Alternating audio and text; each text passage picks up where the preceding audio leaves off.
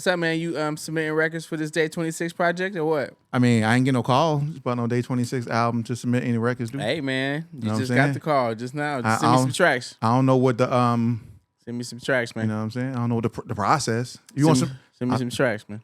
All right, I'll send you some tracks. Some R&B, some good old R&B group tracks. You know what I'm saying? Some of that Jodeci. What makes a group track? I got actually. Do I got one? A group track is a track that got some changes in it. Yeah, so that it could be so that all the members can get apart. I mean, but how many members in Day 26 though? Like 6? 5.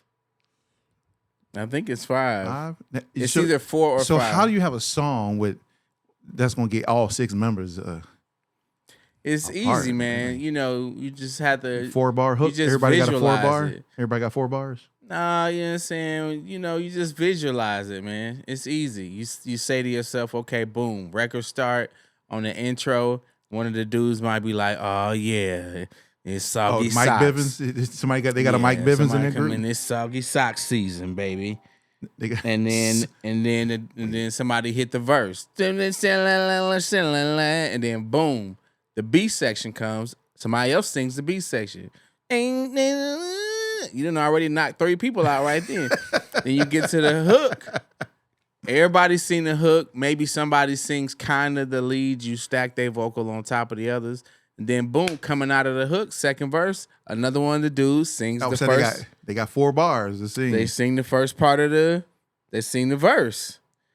And then somebody else sing the B section. Or you could let the same dude sing the B section, but you put in a bridge or a break, and then that dude. Other person sings the bridge or the break. He come with the lead on that. Okay. Hey, man, anything is possible. I guess. You just got to tell yourself it is. I guess. If you tell yourself it's not, then it shall not be. There's the strongest muscle in your body is your brain. Yeah, I'm like, how you going to do that for 6 members? Yeah, or 5 members. I remember that. But yeah, I guess you could. 8 members. Anything is possible.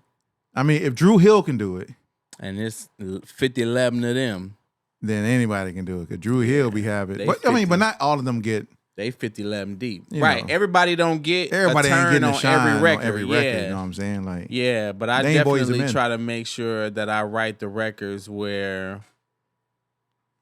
they sections of the record have different tonality, and so you almost make it. Yeah, I ain't got all that. You make it where the record sells itself. We gotta fix that. Okay, yeah, my head top.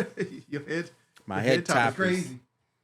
Pause. I know. Yeah, your head top is crazy. It's possible. Now go back. You better have I did you well I went I could tell. Yeah, I know you spell me. I did you good. Yeah. I did you well. I did you well I went. Get locked in on your top 10.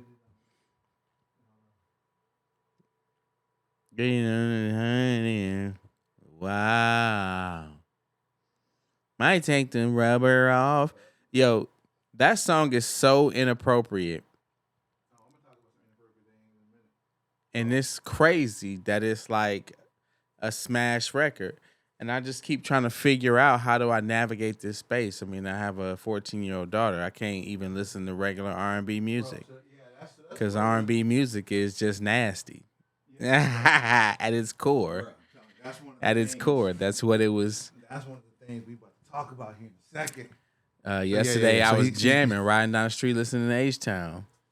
Whoa, somebody rocking, knocking the boots. And every song is nasty. They got this one song that be jamming. It's called One Night Gigolo. Dang. I'll be your one night gigolo. Gigolo, gigolo. I want to get close to you. They got one part where he be like, you don't need no pimp, baby. You don't need no pimp. Yeah, he gonna pimp you out. All you need is a one night gigolo. And how am I can't play that around my kid. I mean, I could. I mean, people play worse music around their kids, but I'm just not built that way. Nah, I'm not built that way either. I'm not cut from that cloth. That's crazy. But I know a lot of people listen to, whatever. Listen to anything. Listen and watch.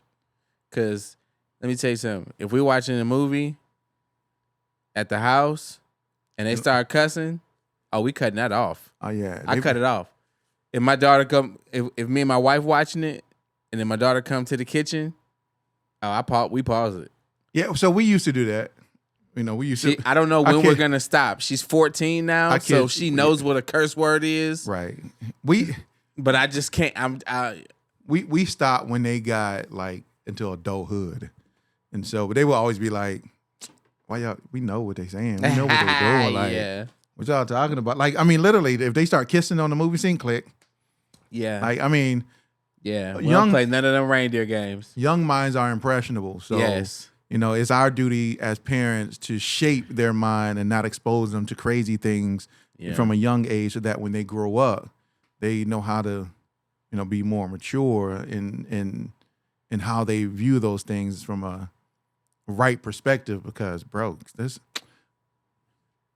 we about to get into it because that's one of the quick hits I got today, bro. Okay. I like the quick hits. It's crazy, man. It's crazy. Going crazy. Yo, what's up, ladies and gentlemen? Once again, welcome to the Indie Unplugged. It is your man, Vaughan.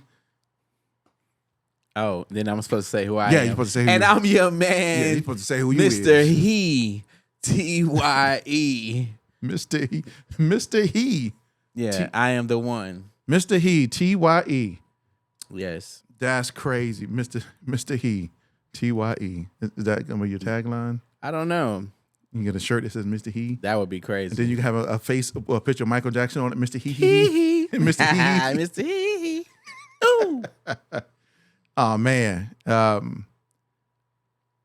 Look at this. So there was a couple of things that I saw today, man, as we was putting together this amazing agenda for today. So in the quick hits, one of the things I saw, Dame Dash calls out Cameron's media pivot. But from what I understand, only reason why Dame Dash did it is because Cameron called out Dame Dash when he was interviewing Kevin Hart, and Kevin Hart got up and walked out based upon the question that your man Cameron asked. I saw that, but I didn't know if they were joking. It looked like they were. You can never know. Kind of not. You never know. Not on that one now. Yeah. Not after, since they did the whole J. Cole coming in, they thought you had beef, and then the wrestler dude acting like he was beating them up. Yeah, right. And so it was like out. Kevin Hart walks out, but it was almost like it felt like one of those Breakfast Club moments where before the interview starts, they say, okay, we can talk about these things, but don't ask us these things. And then as soon as the mic come on, Charlamagne asked him one of the things from the list that he wasn't supposed to. Intentionally. Charlamagne, you ain't gonna tell me what I can and can't. Right. So it was almost like Cam asked it. You can kind of see the expression on Cam's face, kind of like, I know I'm tripping a little bit, but I'm gonna ask it anyway. I'm about to do it. And then it was like, oh, you went ahead and did the one thing I told you not to do. So Kevin Hart turned around and walked out. Now I doubt it ended that way. Right. That's what we saw. Exactly. But I hope that there was a playful nature to that, because it seemed like it was, but you never know. We never know. So on here, Dame Dash publicly criticized Cameron for stepping into sports media with "It Is What It Is." That the podcast he got with Mace, questioning whether the move aligns with his legacy as a rapper and businessman. The moment highlights a bigger conversation in hip hop. When artists evolve into new lanes like media and commentary, is that growth, or does it dilute their brand? Which I think is such an interesting conversation. And it's one that we've had for a lifetime now, right? And people have different perspectives on it. And I believe that it's true in some sectors of professional or personal life, but not true in all. People say, don't do a whole bunch of stuff. Focus on one thing. Be an expert at that one thing. Be good at that one thing. If you're jumping all around doing this and that, then, you're not really good at any of it. People don't know what to take you serious on, that kind of thing. I think that's fair in some things. Don't tell me you bake cakes and you're an electrician and you know what I'm saying, and you fly planes. You're doing a lot. You're doing a whole lot. Good. But in the creative spaces and even in media spaces, I feel like a lot of these things are just interchangeable. Mm-hmm. They're intertwined. I mean, what are you telling a man? You telling a man that if he likes to rap that he can't watch sports or he can't talk about sports? Don't we talk about sports in the studio? Like in the barbershop, in your regular day conversation? Everywhere. So what are you saying to a guy to tell him, hey, you shouldn't be doing, we only want to see you rap? Yeah, I don't think that's fair from that perspective, because what he's doing is still the craft of podcasting, I guess I would say. Yeah. Or the craft of media, right? It's still honing his media skills. The topic is different. Yeah. But I mean, you like what you like. So if you, think about that, right? There's a podcast. I don't know the name of the podcast. Shout out to Ike. He is one of the key contributors on this podcast. But it's a podcast that they shoot in the studio. Mm-hmm. I don't know if you've ever seen this. They've got the camera set up. And then the camera set up like where the mixing console is. Mm-hmm. And so it's pointing outward where they've got the control board behind them. You know, sometimes they'll have the thingies in the thingy, whatever. Yeah, thingies in the thingy. And then they got people, you can sit. Thingies in the thingy. You can sit on the back row or you can sit at the table. Yeah. And it's got levels. Yeah. So it's like the key podcast contributors are sitting at that desk and below it, and then they kind of got like a peanut gallery of people sitting on the couch, almost how it usually is in the studio, right? And the main people are the ones that basically chop it up and have the conversation. But then every once in a while, the peanut gallery will add something. So they got the camera sitting, the mixing console. So I'm see the mixing console, right? So I'm gonna think like Tree Sound. Right, so Tree Sound got the mixing console, because they got it kind of a setup like that, right? So they got the mixing console that's here, the camera sitting in front of there. Mm-hmm. Then they got the console control station with all the rack gear and all that stuff, right? Yeah, racks. Then, that's what. And then they're sitting there, and then behind them, like at Tree Sound, they got like a couch. Yeah, people chairs. Sitting on the couch behind them back there. So depending on what the topic is, people chime in and add to the conversation, but ultimately we know who the three main podcasters are, right? But in essence, they're just having the same conversations that we always have in the studio anyway. Right. So why they're just filming it, right? Now, sure, you can focus that conversation in on music, but is that the only thing we talk about in the studio? It's not. So to sit in the studio for 30 minutes and talk about the Jets or the Giants or the Knicks, and then say, man, we should do a sports podcast. Like, we always in here debating, arguing over sports. Everybody think they know everything. Everybody got their opinions. We should do a sports podcast. That's how it comes about. At the end of the day, is it a medium? Yes. Does it take away from who you are as an artist? I mean, your artistry is your artistry. You're either good at it or you're not. My biggest thing is, what, Dame, who cares, bro? Like, I mean, I guess this is always looking for. I guess this is a way to get some type of revenge on what he was asking Kevin Hart in that situation. But who cares? Like, why are you going to bash this individual, in this case Cameron, for moving into a space that he may be very passionate about, and you're gonna be like, oh, I can't mess with him because he started doing this and now he's doing that, and as Dame put it, fly niggas don't talk about sweaty men.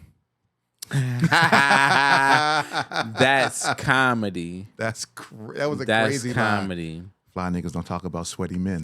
That's comedy. That's crazy. I don't know. Dame clearly have a lot of free time on his hands because he's always into to something come up with with goofy stuff to say, right. Somebody to start something with. Right now, Cam is hot.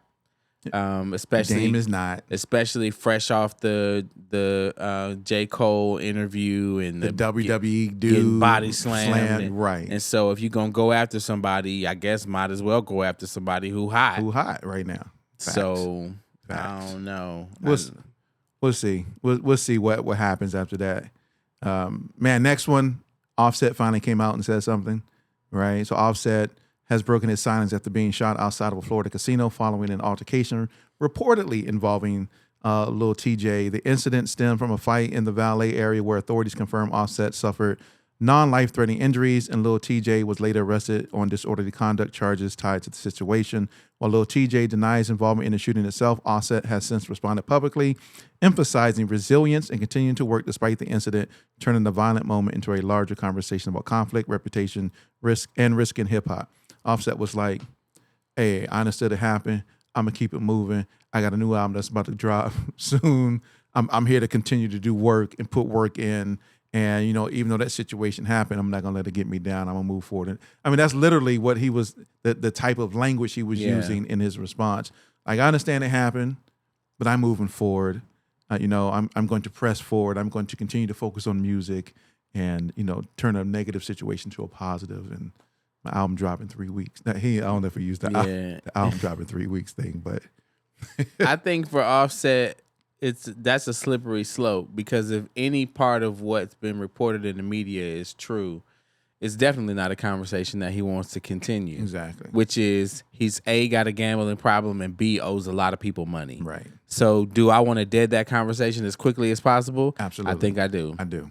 And the get best back way to this music. The best way to do it is we getting back to this beat. We getting back to this music. Yeah, you about to catch these bars. My album dropping in 3 weeks. Yeah, so watch out. you about to catch all these bars, because I don't want to talk about that. I do not. So we'll kind of see what happens if Lil Tjay actually is charged with shooting Offset and how that transpires. Yeah, it's a smart thing for him to do. It is. It's a mature thing, because he could think to himself, "Oh, somebody could be in his ear saying, hey, this potentially is a viral moment. You need to go ahead and capitalize off push, of this, bro. Capitalize on this viral moment, and write a song about it. I'm about to say, drop a single, do a freestyle over the Who Shot Your Beat, right, or something crazy like go that. on Sway in the morning." And be like, you can't hold me down. You know what I'm saying? Yeah, I took bullets. Is that how he raps? No. I thought he raps like, hey, he raps like, hey, you could hold me down. In the butt of the skirt, when you get in the back, when you get it, I went to the lottery to did it. You shot me in the parking lot of the ballet. Yes. Yeah, I thought that's how his raps flow. Yeah. I do not go to the ballet. I'd rather go to the ballet. I got some girls out in Calais. No, those aren't bars.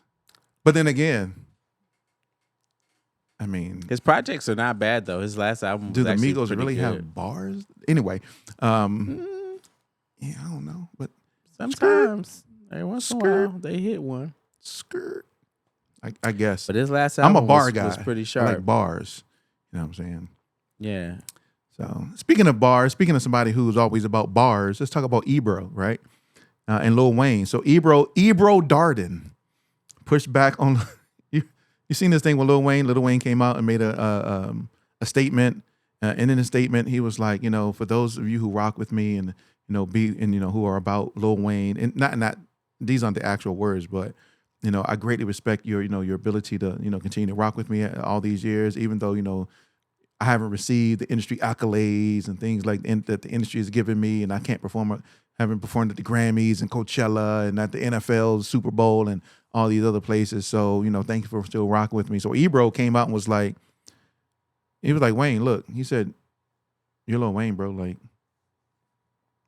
you don't really need the industry validation to tell you who you really are, right? So Wayne voiced frustrations about the music industry, essentially telling him that at his level, that's what Ebro is telling him, he has more control that he's letting on. He was like, bro, if you would have kept, what was the thing Wayne started? Louisiana, is that what it's called? Louisiana? What was the festival? Oh, the festival he was doing in New Orleans. Yeah, he said if you just kept that and was consistent, he said, imagine the impact that would have had and the stage that would have set for you and the city and the state. And now you don't even have to even think about Coachella, and you don't have to think about Super Bowl, because that in and of itself would have had power. He's like, Lil Wayne, you don't need validation from Coachella or from the Super Bowl or from the Grammy. Like, bro, you're Lil Wayne. Like, but he's human. And I've said again that people like validation, no matter what level that they're at. They like to see that people, especially artists, value them, especially creatives, that they value them and that what they're doing is contributing and has some type of impact in some type of way. And so Ebro was like, "Look, bro," he said, "you're Lil Wayne, bro. You don't got to go out and prove yourself to none of these people." I had the same issue, not to bring this dude up, because there was something I was going to put in here, but I didn't, which was Brian McKnight. I think I said this on the podcast before, but I'm going to say it again. When Brian McKnight, my son's sitting over there, what I'm about to say, but Brian McKnight put out this song about, I guess, like the squirt song, whatever, right? Yes, I remember that. And I told you, I DM'd Brian and was like, "Hey, bro, like, this ain't it. You Brian McKnight, bro. You ain't got to put this. What you doing? Like, yeah. Do you know who you are? You don't need to do what the young cats are doing. They can talk about all that, but do you realize the level of individual that you're Brian McKnight?" He responded back, "I made the song because I wanted to." I was like, "But that ain't the move for you, B." And Tank went out and was on public radio talking about the same thing. It was like, "Yo, that ain't the move for you, B." Like, yeah. But creators, I mean, even at our level, whatever level that may be, we like validation in some sense, I guess. Yeah.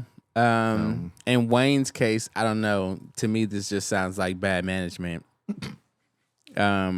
If you're not getting phone calls from these people, it's either one or two things. At the end of the day gonna end. So Are you asking for too much money, or are you not positioning yourself or marketing yourself in a way that puts you in the purview of the people who book for these kind of events?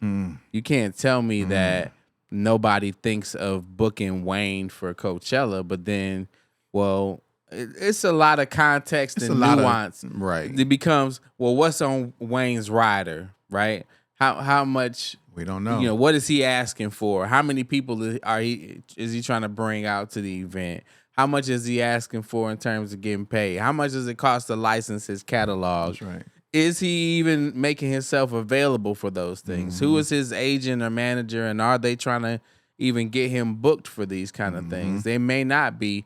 He may be at a point where he like, if they don't call and ask for me, I don't want to go. Well, there's a million trillion artists out here, and at least half of the million trillion have someone working for them to ensure that they stay busy. And I'm sure he has a team of individuals that are hopefully pursuing those avenues. I don't know. To his point, you don't see him much. You don't. But, you know, sometimes that could be a decision that he makes himself, right? Yeah. So then it becomes, what you crying for? I'm gonna bring it up because we talking about it, right? We just happen to be a person that does it too, like J. Cole, right?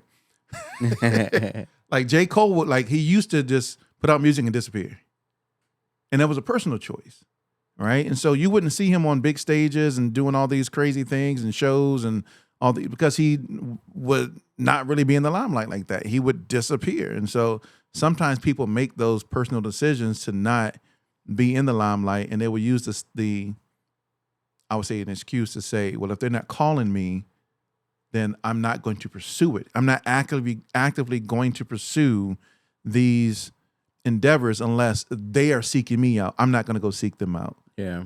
And people make decisions like that. Right. So, but you can't when cry you do over that, it. you can't cry That's about right. it. What you crying for? You got what you wanted. Or That's maybe you thought you were at a magnitude that you're really not. You got to play the game like everybody else. That's right. You know what I'm saying? LeBron lace up, even though he in the GOAT conversation, he still lace up like every other player. That's right. He don't sit on the sideline and say, I'm going to wait for somebody. I'm going to wait for the other. You don't know who I am? I'm going to wait for the other 4 players to be like, come play with us, LeBron. Right. You're like, you know who I am? We need one more. You want to run? Weezy F, baby. So, I don't know. Weezy F, That baby. sounded a little two-sided. That's how he raps to me at time. I'm about to get a little wing. I'm like, yo, crazy. He always sounded like the Tasmanian Devil. Not to, Joan Lil Wayne, but that's how he always sounded like the Tasmanian Devil on a bunch of different songs. I'm like, yo, bro, that's he be having his moments. he do. I'm like, I don't know what he said, but he definitely has the gravitas to be able to. He should be able to say, hey, I want to do Coachella this year, and they be like, we would love to have you. We would love to have you. Yeah, like let's go. But hey, what that Super Bowl looking like? Oh yeah, we would love to have you. Nah, Jay-Z ain't having that. Oh, him and Jay-Z don't get along? Jay-Z ain't having that. I'm just wondering. I mean, especially it was a miss when they was in New Orleans to not have Wayne come out. You done lost your mind. And that's Jigga Man ain't having that. So this is something that we were talking about kind of off camera. So Snoop Dogg responds to backlash over on-stage moment. Did you see this? I did not. So Snoop Dogg addressed criticism after bringing a child. When I read it, I was like, what? On stage during a performance. Adult performer and a child? Yeah, they also featured an adult dancer, stripper, Skripple, a.k.a. Diamond. Right, she's scripping. She's scripping, right? A moment that quickly went viral. Club? Right, and sparked debate online. Snoop pushed back. He pushed back. He was like, frame it as overblown, but the situation does raise a larger question about boundaries and live performances, audience awareness, and how quickly public perception can shift in the social media era. Because he was like, the parents are here. And the dad was like, yo, go ahead. So the parents was cool with it. And so I let a young fan come up and, enjoy the moment. Even with the Skripple. So it was a little boy in a Skripple. And the parents was like, yes, yeah, go ahead. Go up there and slap that booty. Yeah, see, I can't do that. Yeah. And I don't condone that.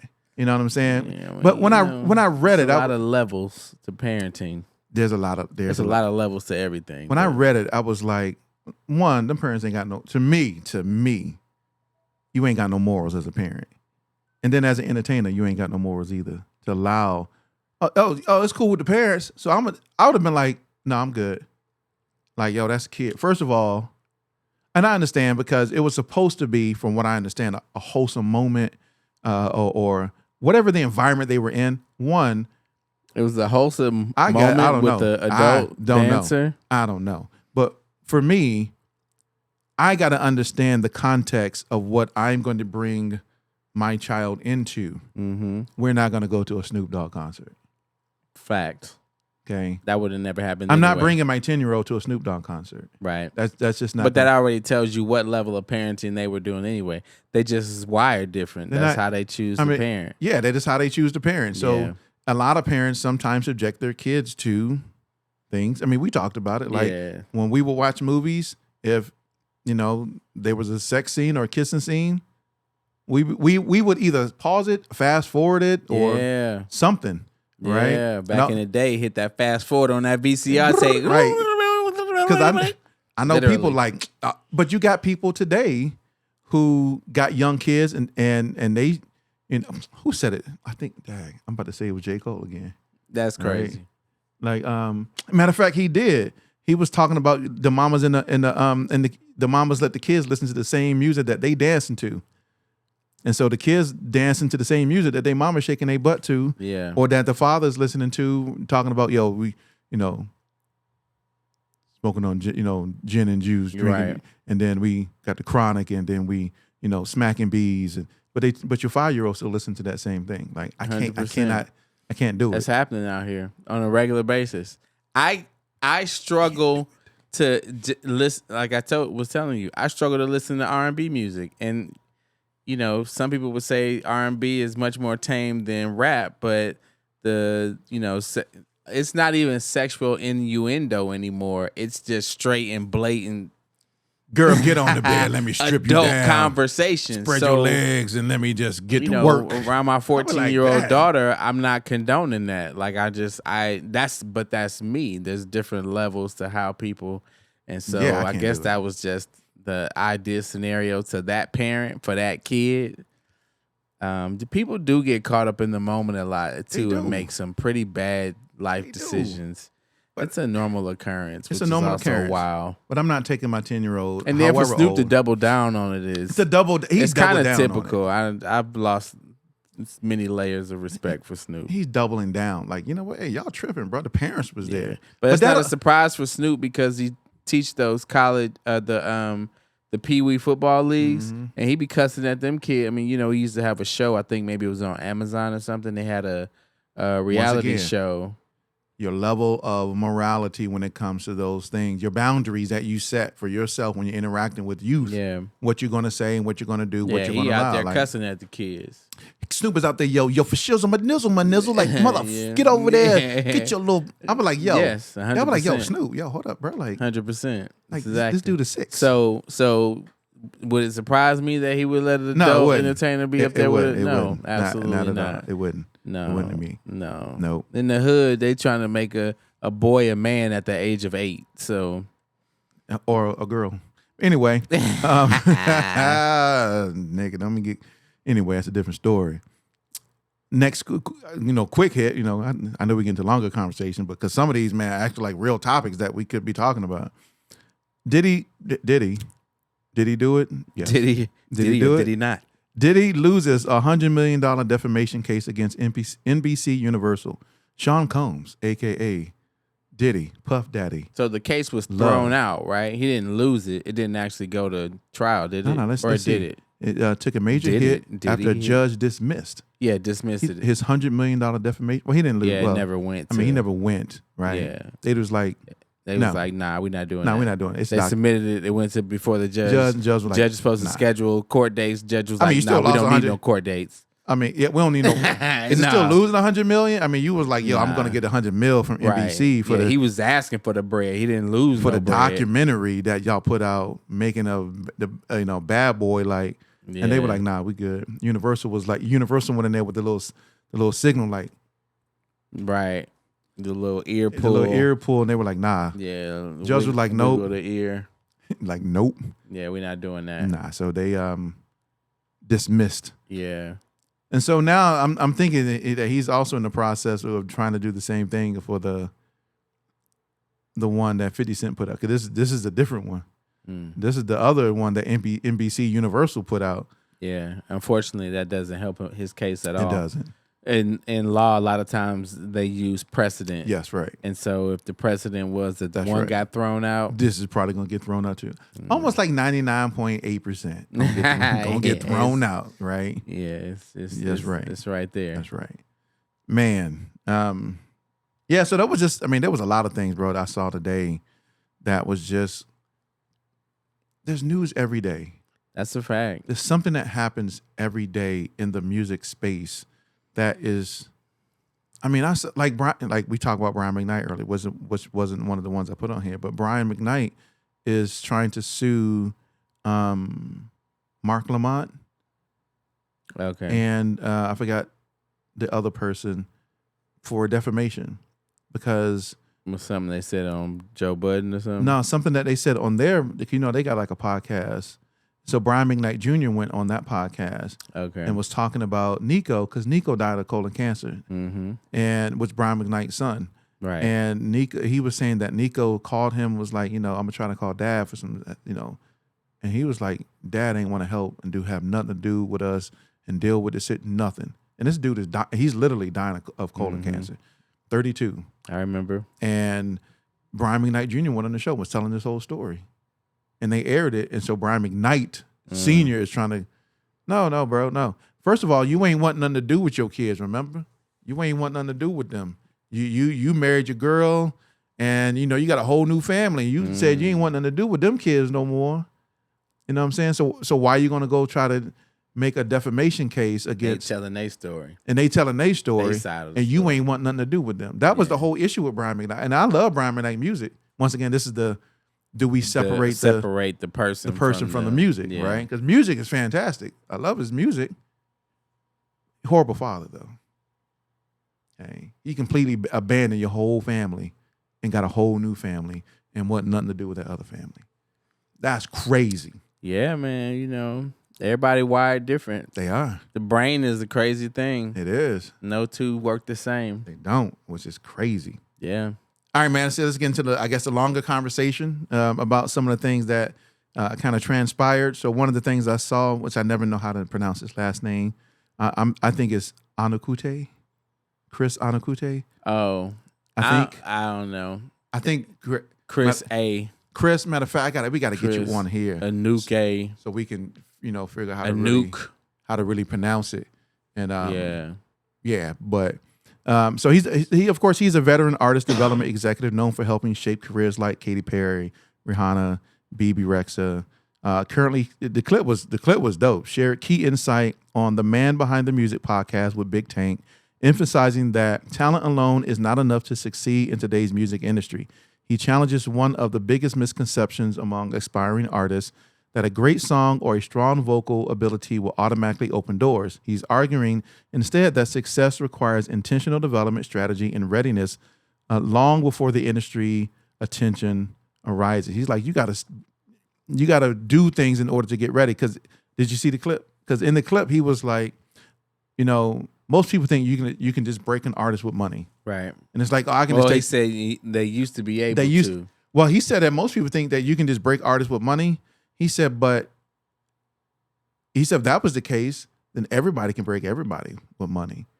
He said if that were the case, then anybody with money can break an artist. And he's like, that's not the case. He said, because we chose who was being pushed, who was getting the radio play, who was doing this. He's like, we understood that process. We were like, yeah, we pushing this and putting money into this. And he's like, today, artists have to do like right now that isn't the case. He's like, I mean, literally the doors are wide open for artists. And in that conversation, he was like, you now have to learn how to build your own fan base. And he said, how do you do that? He was like, you do everything. Everything that we've been saying on this podcast, he's saying that you just do the same thing. Yeah. Right. Go out, market, do shows in your living room, go on podcasts, make music, put out videos, collaborate with other people. Like he was given the whole list. Yeah. And it was like, back in the day, talent was what? Hey, you got the juice. Yeah. Come on over here. We can make you a star. Yeah. Don't worry about none of the other stuff. We gonna take care of the rest of that. Yeah. But it ain't really, I don't know. Is it really like that still today? The artists today got to put in a lot of work in order to be able to reach the level that, labels would be able to reach when they were developing. I think to his point, stars. You got to be ready, right, for that moment.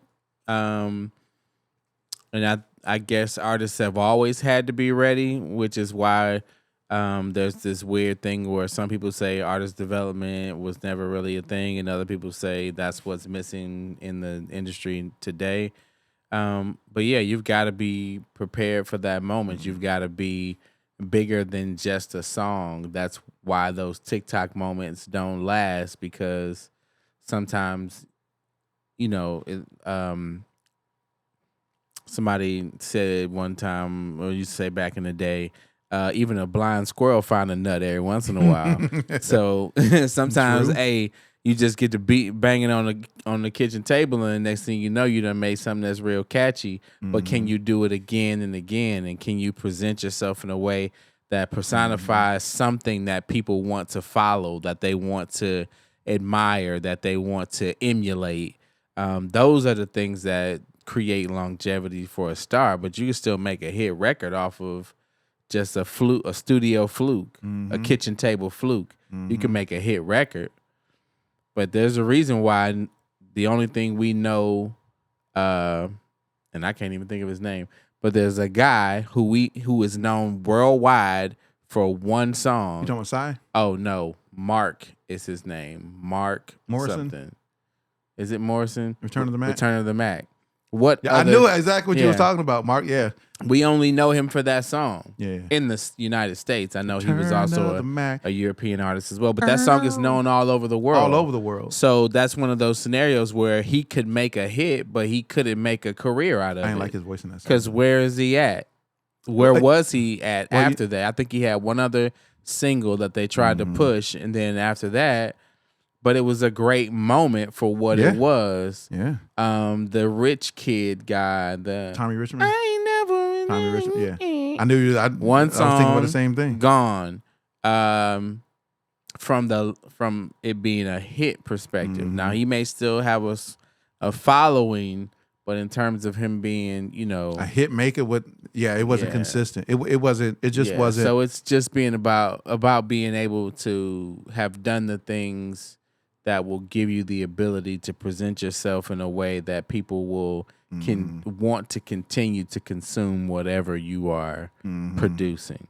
Yeah, and I mean, one is they just weren't consistent in their ability to create high level music, that, right? That song came out, but it originally was leaked. Yes, I guess they leaked it. They were on it. They were on Instagram Live. I think. Stream. Yeah, they were streaming or something initially when it was heard. They were like, "Yo, what's this?" Response went crazy, and then they decided to finish it and release it, and then he got a deal out of it. But is he truly an artist? I mean, we see now. A bunch of these rappers that just been rapping at the house, and then when you get them on stage, they're not an MC. They can't control the microphone. They can't. They can't work the crowd. They don't have the energy. They don't have the movements. That was the point of artist development, right? So I don't know who out there saying artist development wasn't a thing, because that was the point of artist development. I mean, now whether you operated in that and you actually did those things that required the development of you as an artist, that's a different story. They could have been like, hey, we're going to develop. You're like, man, I don't need that. I know what I got. I'm a star already. Screw it. I got what I got. Not screw. So if you ain't take those opportunities to do the things that you do as an artist development perspective, then you can't blame nobody else when you can't perform at a high level on a stage or move the crowd, right? Which, MC is move the crowd, right? Or that we know it's master ceremonies, but Rakim, we call it microphone controller. Rakim says move the crowd, and so you don't know how to do that or read the crowd in order to know, okay, cool, they feeling this. I need to go to the next. Boom, I'm gonna hit them with this next thing. Like if you on stage, you toe out the frame. On the first song, I'm like, man, it's you ran out of gas already. It's crazy. Which is probably why you got lackluster shows that take place. Yeah, because a lot of people aren't truly developing themselves as an artist. Like, matter of fact, we both know Amadi J, and so that's what Amadi J does. Like she's like, no, I got my people out there like exercising. When I had Butter B Rock on here, she would talk about the I forgot the name of the compound. It wasn't like a compound, but whatever the place was that they were doing for artist development.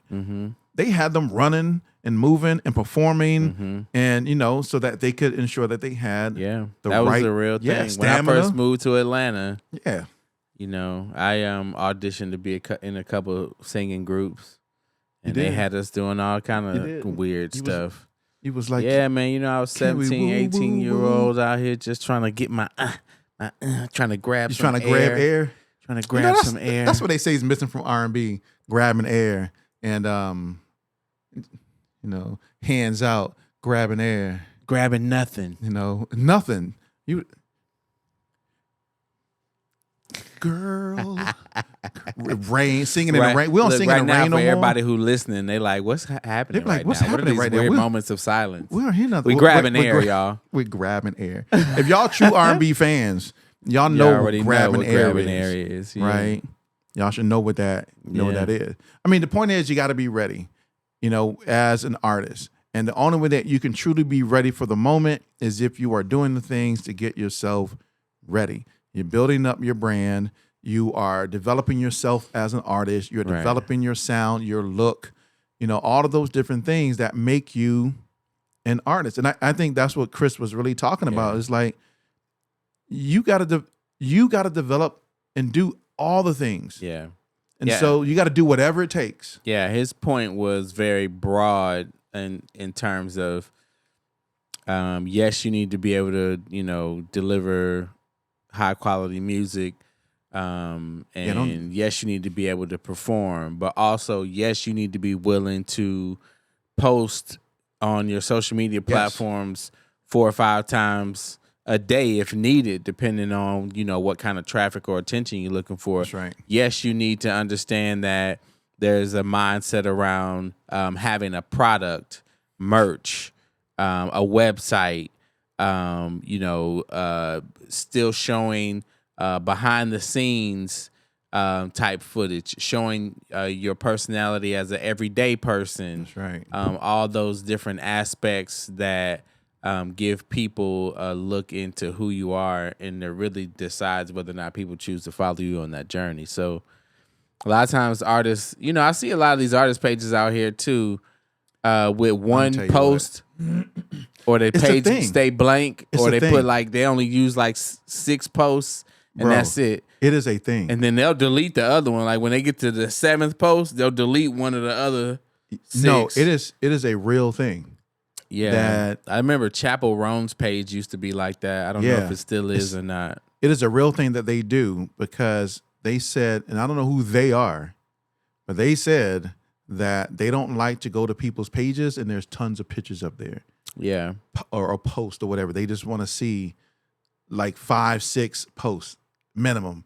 And I'm like, but that goes against the whole reason why you would use Instagram or TikTok or any of these social media platforms. Yeah. Like why would you only choose, like right now I do got one picture up there right now. I'm doing a little experiment. But they'll go through like, okay, cool. And if you got more than, usually it's younger people, but if you got more than 6, 7 pictures, they're like, we not. Yeah, no, somebody clowned me one time in a conversation because I said something that they didn't agree with, so they immediately went to my page and was like, "Man, you got 200 posts. Shut your old ass up, boy." Right. Oh, 200 posts having it. I'm like, what? I didn't know that the number of posts I had. It is. I had no idea. It is a thing. I immediately got up under 100. I was like, delete the archive. So they got me, whoever that was. Shout out to them. You know what I'm saying? They brought the smoke. But yeah, that's the thing. And to Chris's point, all those things you've got to be willing to do in order to create whatever type of motion, attention. Look, here we go. That people want.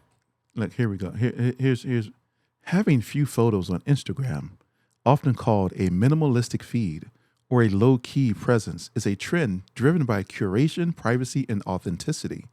Instead of constantly posting, users carefully select only a few high-quality images reflecting a desire to showcase a refined aesthetic, avoiding oversharing, and move away from the pressure of creating a perfect digital footprint. I will say this. That's oversharing is a real thing. That is a real thing. To that point, for example, when I took that feedback and decided to look at my page, like remember, you don't see it as much now, and except for if someone is a content creator and their main content is food. Remember how back in the day, everybody took pictures of their plate? Everybody. And so to me, now that's oversharing. If I went looking at my page and I had like probably, I deleted 50 pictures of food. I don't know what good that was doing anybody to see my meal. Now, granted, mind you, this was before Instagram stories existed. And so that's what I noticed about some of these artist pages is they may only have up 3 photos, but they may have 15 things in their story. Yeah. It's like you can see it for a limited amount of time, but the only things that I want to kind of make permanent, be my identity. Right. If you go to my page, are these 3 things or That's these 6 things or this one picture.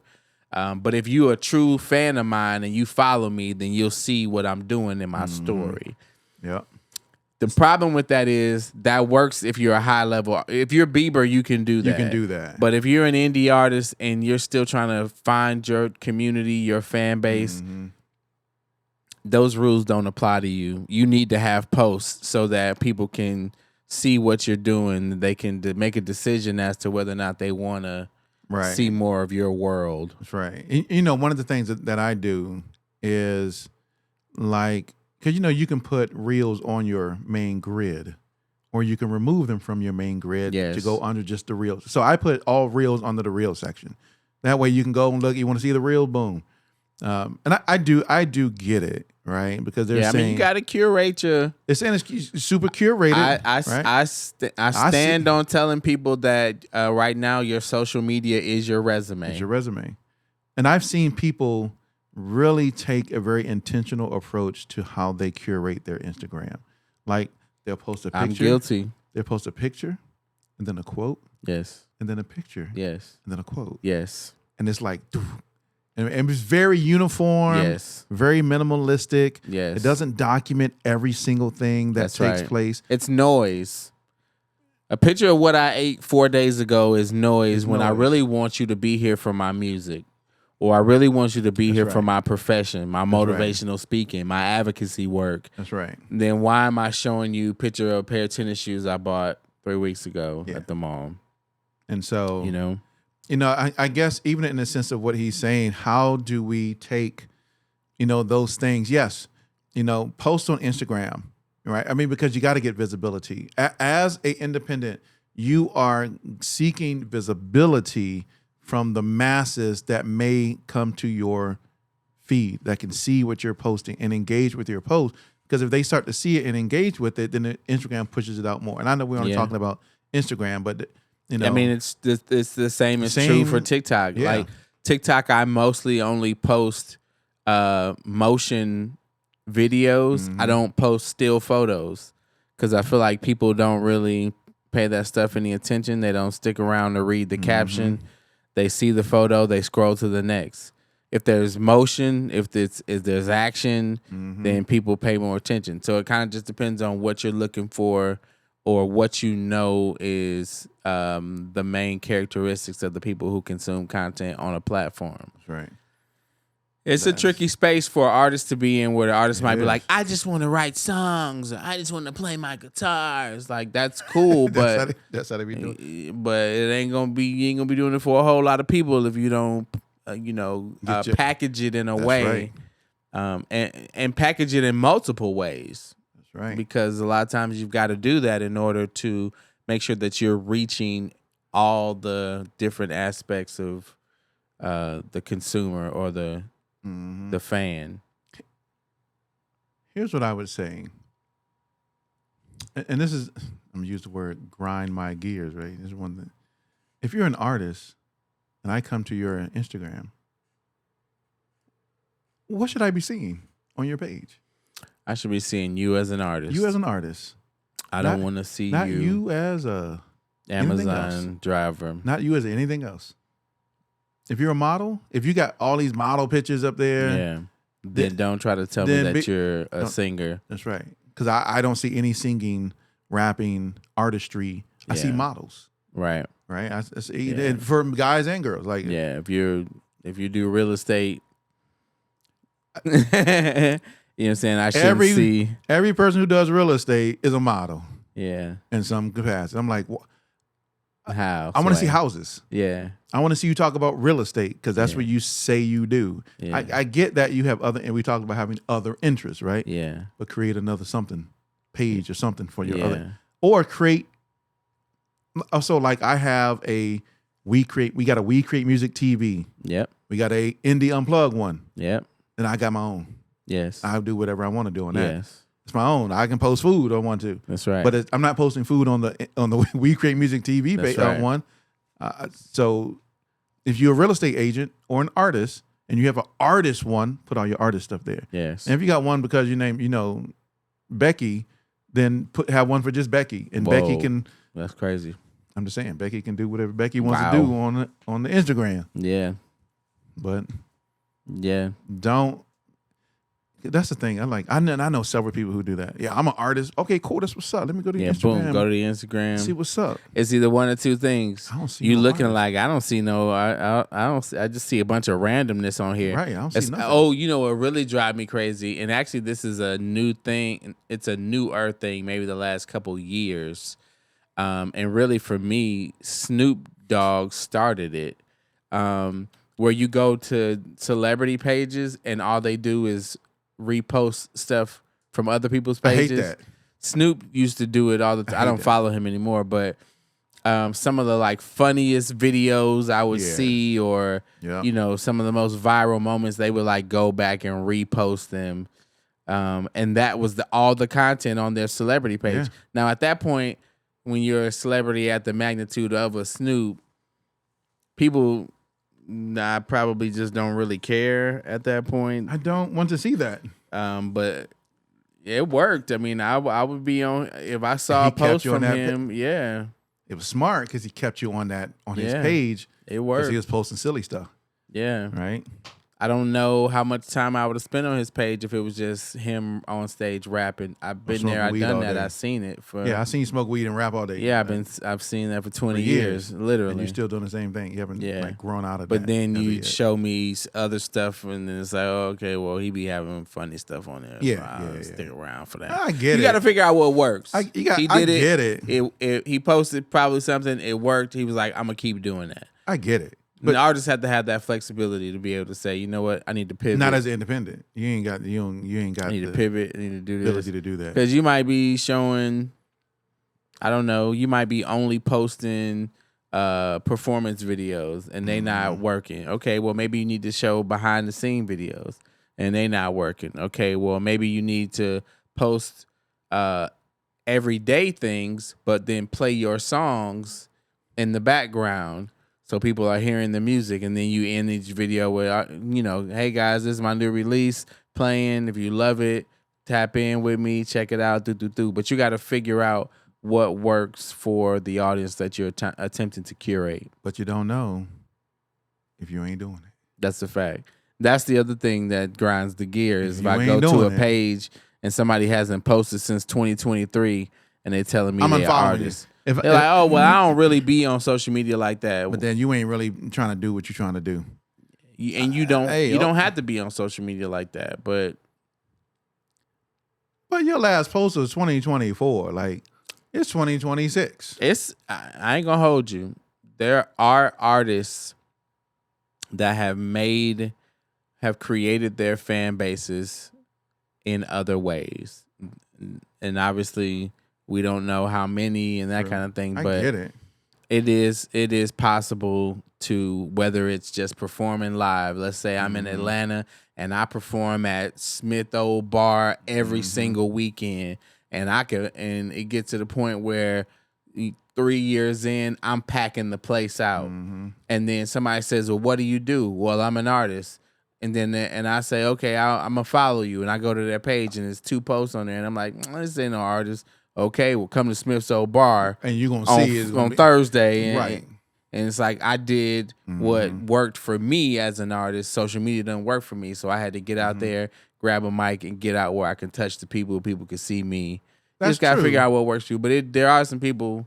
That's true, and it's if that's your thing that you want to do from that perspective, regardless of how, I'm gonna say, limiting it may be in some. I mean, because if you're doing Smith O's Bar every Thursday, I mean, hopefully you're going to some other places. Probably so. And hopefully that you. But I mean, if you could pack the same place out, like how are you? I mean, but if it's the same people all the time, like how are you attracting new fans and new? I mean, hopefully word of mouth. Maybe you got a website.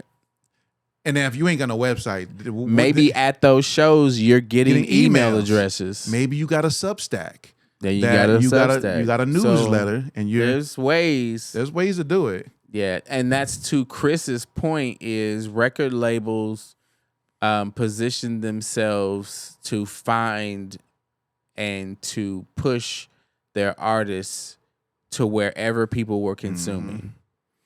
That's right. And so artists have to be able to be, fluid in that way and find people wherever they're consuming. Wherever they consume. Facts. So y'all make sure y'all doing everything that they tapped in. I mean, because you don't know make what sure it's true to you, but if it's not true to you, but it is something that works, then get somebody else on your team, man. Get somebody on the team and let them handle that.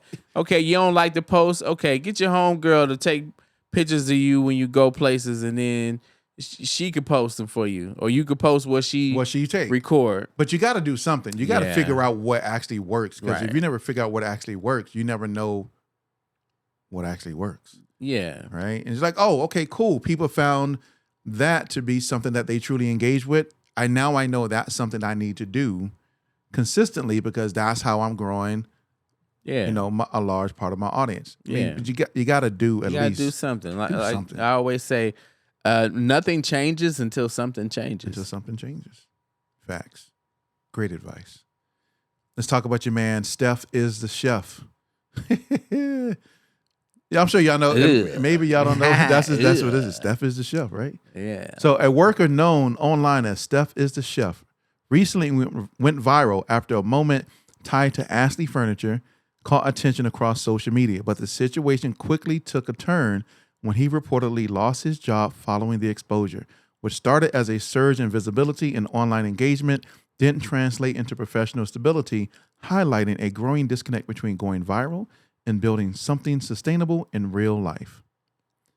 I saw the video clips, right? Ashley Furniture. Ashley Furniture. Hey, come down here and buy a mattress. Yeah. Come lay on this bed. Come lay on this bed.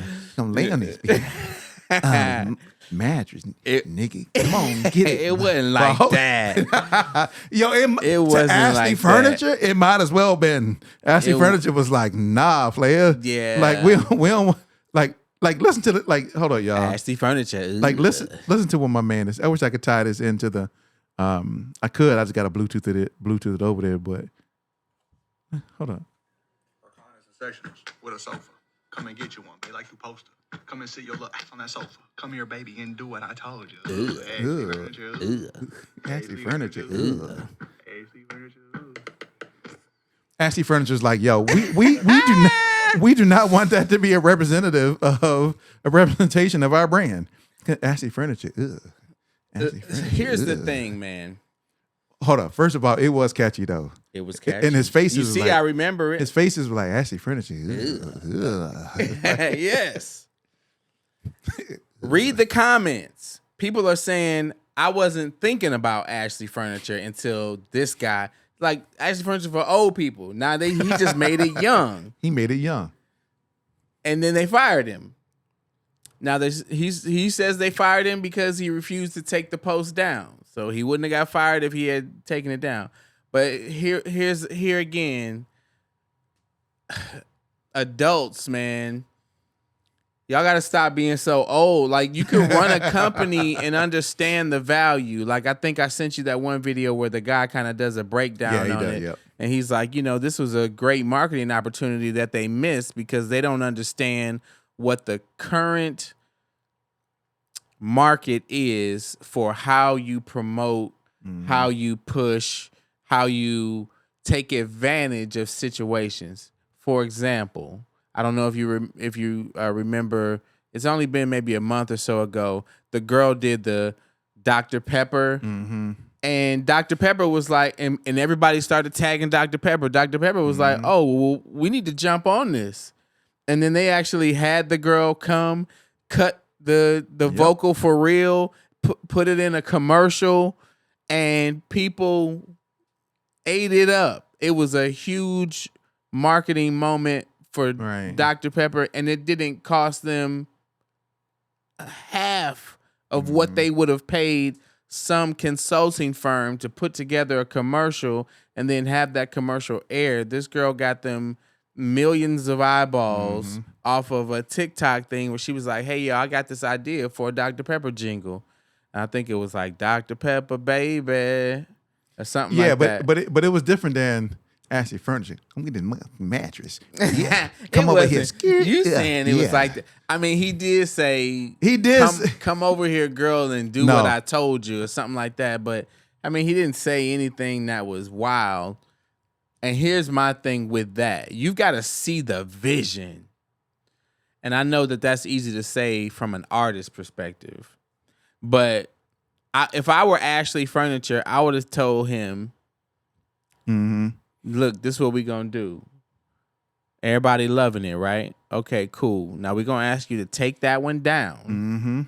but we gonna ask you to redo it and take the stuff that could be considered as sexual innuendo out of it. Right. But we see people love what you're doing. My wife was telling me about there's a guy on TikTok who works at Staples, and he's like it's always slow in his store. He literally goes aisle to aisle on different posts saying, Did y'all know that Staples do this and that Staples do that? Did you know that you could get a picture put on a coffee mug at Staples? Did you know Staples did that? Did y'all know Staples did? And Staples is clearly letting them do it, right? They like, shoot, it is slow in that store. Yeah. So we need the promo. But for Ashley Furniture, who has not been relevant in, I don't know, 20 years, to act as if the attention that this guy brought is not worth actually exploring. And I don't care if it's 15 minutes of fame. Right. There's another F that goes with the fame, and it's called free. And that's what it was. It was free promotion. Now it has turned into free negative promotion because people are like, I can't believe that they let this dude go. It's 2026. Well, this is how things are getting marketed, promoted, and pushed. Well, you know, from Ashley Furniture's perspective, it's a liability issue. It's a liability issue. They're looking at it maybe from a operational perspective, a business perspective, a branding perspective to say, is this how we want our brand represented in this capacity through this medium, which, you know, so we talk about the Dr. Pepper jingle, right? When Dr. Pepper, baby. Right? Okay, that's kind of like Dr. Pepper, like baby, come and get your drink and maybe, right? So it's like catchy, and even that was catchy. I think a lot of the things he was saying, or maybe the style he was a lot of the things, or the style he was using, could have been a style that there was like, I don't know, we want to be represented with a. Maybe if he did something different. So you would have fired him. That's I ain't saying I would have fired him. That's what I'm hearing right now. I'm saying you no. I ain't saying me. I'm talking about Ashley Furniture, right? Maybe they were looking at it to go, okay, this is a great idea, but we don't like how he doing this. Yeah. And if he was going, Vaughan is my man, you would have been like, nah, hey, don't do that. Yeah. It's got 4 million views. Yeah, but I don't like it when you go, ugh. I don't like when you go, ugh. And make what you doing? I don't like when you make that face. Yeah, right. Why you making that face? Listen, this is the other part. With a sofa. Come and get you one, babe, like you poster. Ashley Furniture just fumbled. This is the guy. Come get you one like you're supposed to. Come and get you one, babe, like you poster. Ashley Furniture just fumbled one of the easiest marketing wins I've seen this year. You've probably seen this. I want the chef making videos. He's one of their sales reps, and he made a full-on rap about the store. It's funny, it's authentic. Yeah, I wanted him to get to the part about over 4 million views on TikTok. Seeing the rest. And instead of turning that into millions of dollars in free attention, he get to the rest. Does he get to the rest? What, the rest of the rap? Oh, yeah, hold up. Let me see if this is it. I don't think so. Recliners and sectionals with a sofa. Come and get you one, babe, like you poster. Come and sit your little ass on that sofa. Come here, baby, and do what I told you. Ooh, Ashley Furniture, ooh. Ashley Furniture, ooh. See, come here. Yeah, see, I can sit see. On the sofa and do what I told you. It's not necessarily the most, whitewashed, clean promo. However, it's not in today's terms. I mean, it's cussing in commercials and all kind of things, and he didn't. And he's self-censored. And actually, if you even go and look at his page, in a lot of his raps, he talk about the fact that he Christian and he God-fearing and that kind of thing. Now, again, to your point, they may choose not to affiliate themselves with him because of other things that are on his social media page, but the things that brought them attention, that brought him attention, are related to that.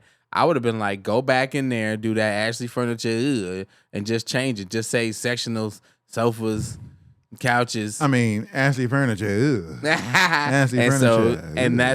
That's no. They like no. That right there. We don't want capsulizes that. Yes. What happened. They don't. That looks like a group of people who have no clue as to how to accelerate marketing in today's times. Absolutely. They don't want that to be associated with their brand. That is you know what that is at this point? I'm not letting nobody else off the hook. I don't care. We have to start unilaterally, globally educating ourselves on what the life experience is for the consumer. And that's from an artist standpoint, from a manager standpoint, from an executive standpoint. And so to not take the time to understand the true gravity of what that moment was and could have been from a marketing perspective. I don't care if you had to call in a marketing firm and say, hey, we noticed that this video right here got 4 million views. Is there something here? Like we just want to make sure we're not missing something. Before you just, everybody is saying the same thing. They fumbled the bag.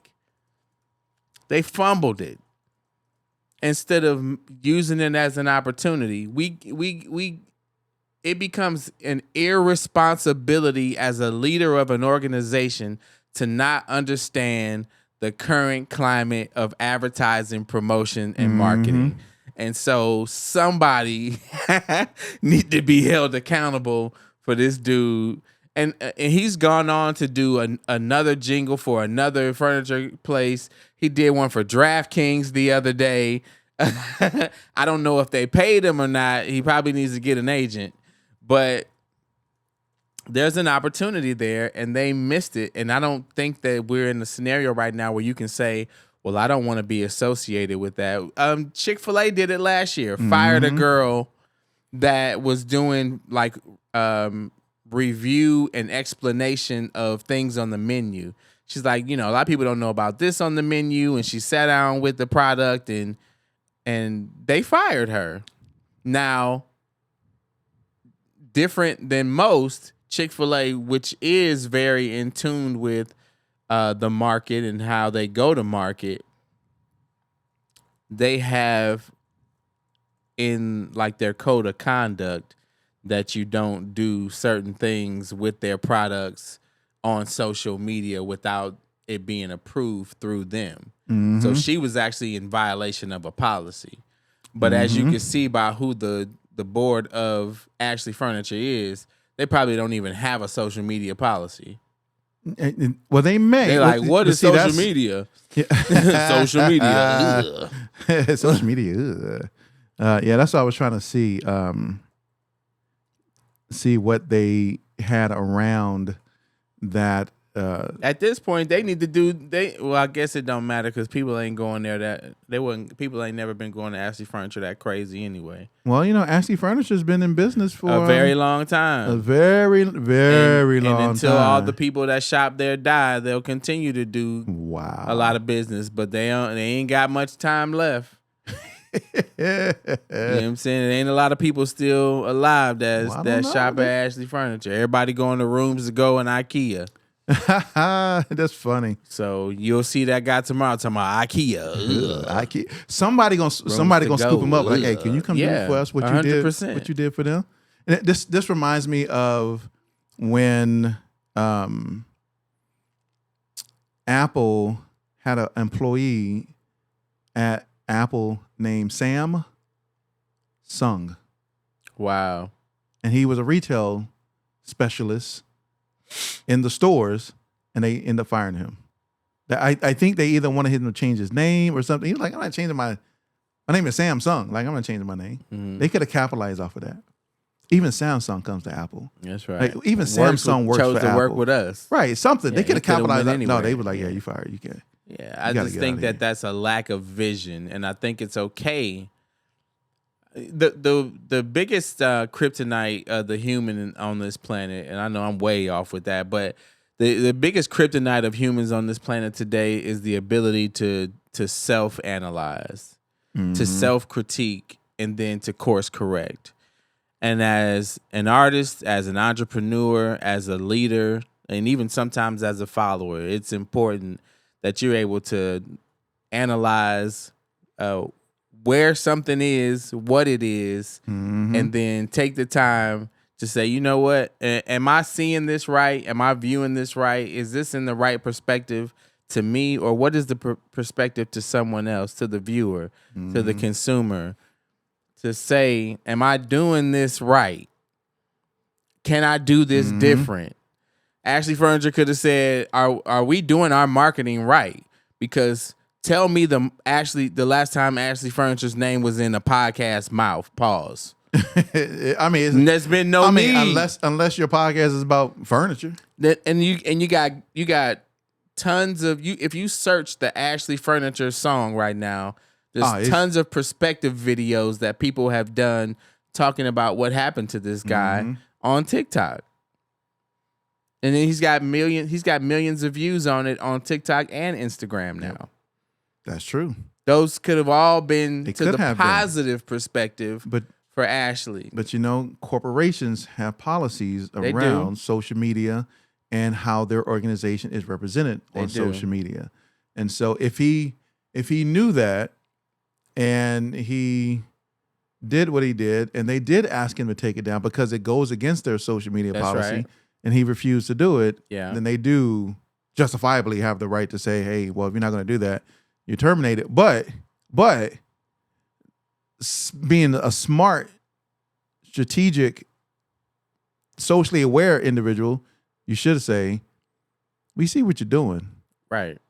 We need it kind of reminds me like the 5 Heartbeats when Duck and JT were arguing with each other. Man, you using my toothbrush, man. Man, how come you sleep on the wrong side of the bed, man? But you always snoring, man. And they got into a fight. Yeah. And old boy was like, nah, I just got to show them how to use what they got.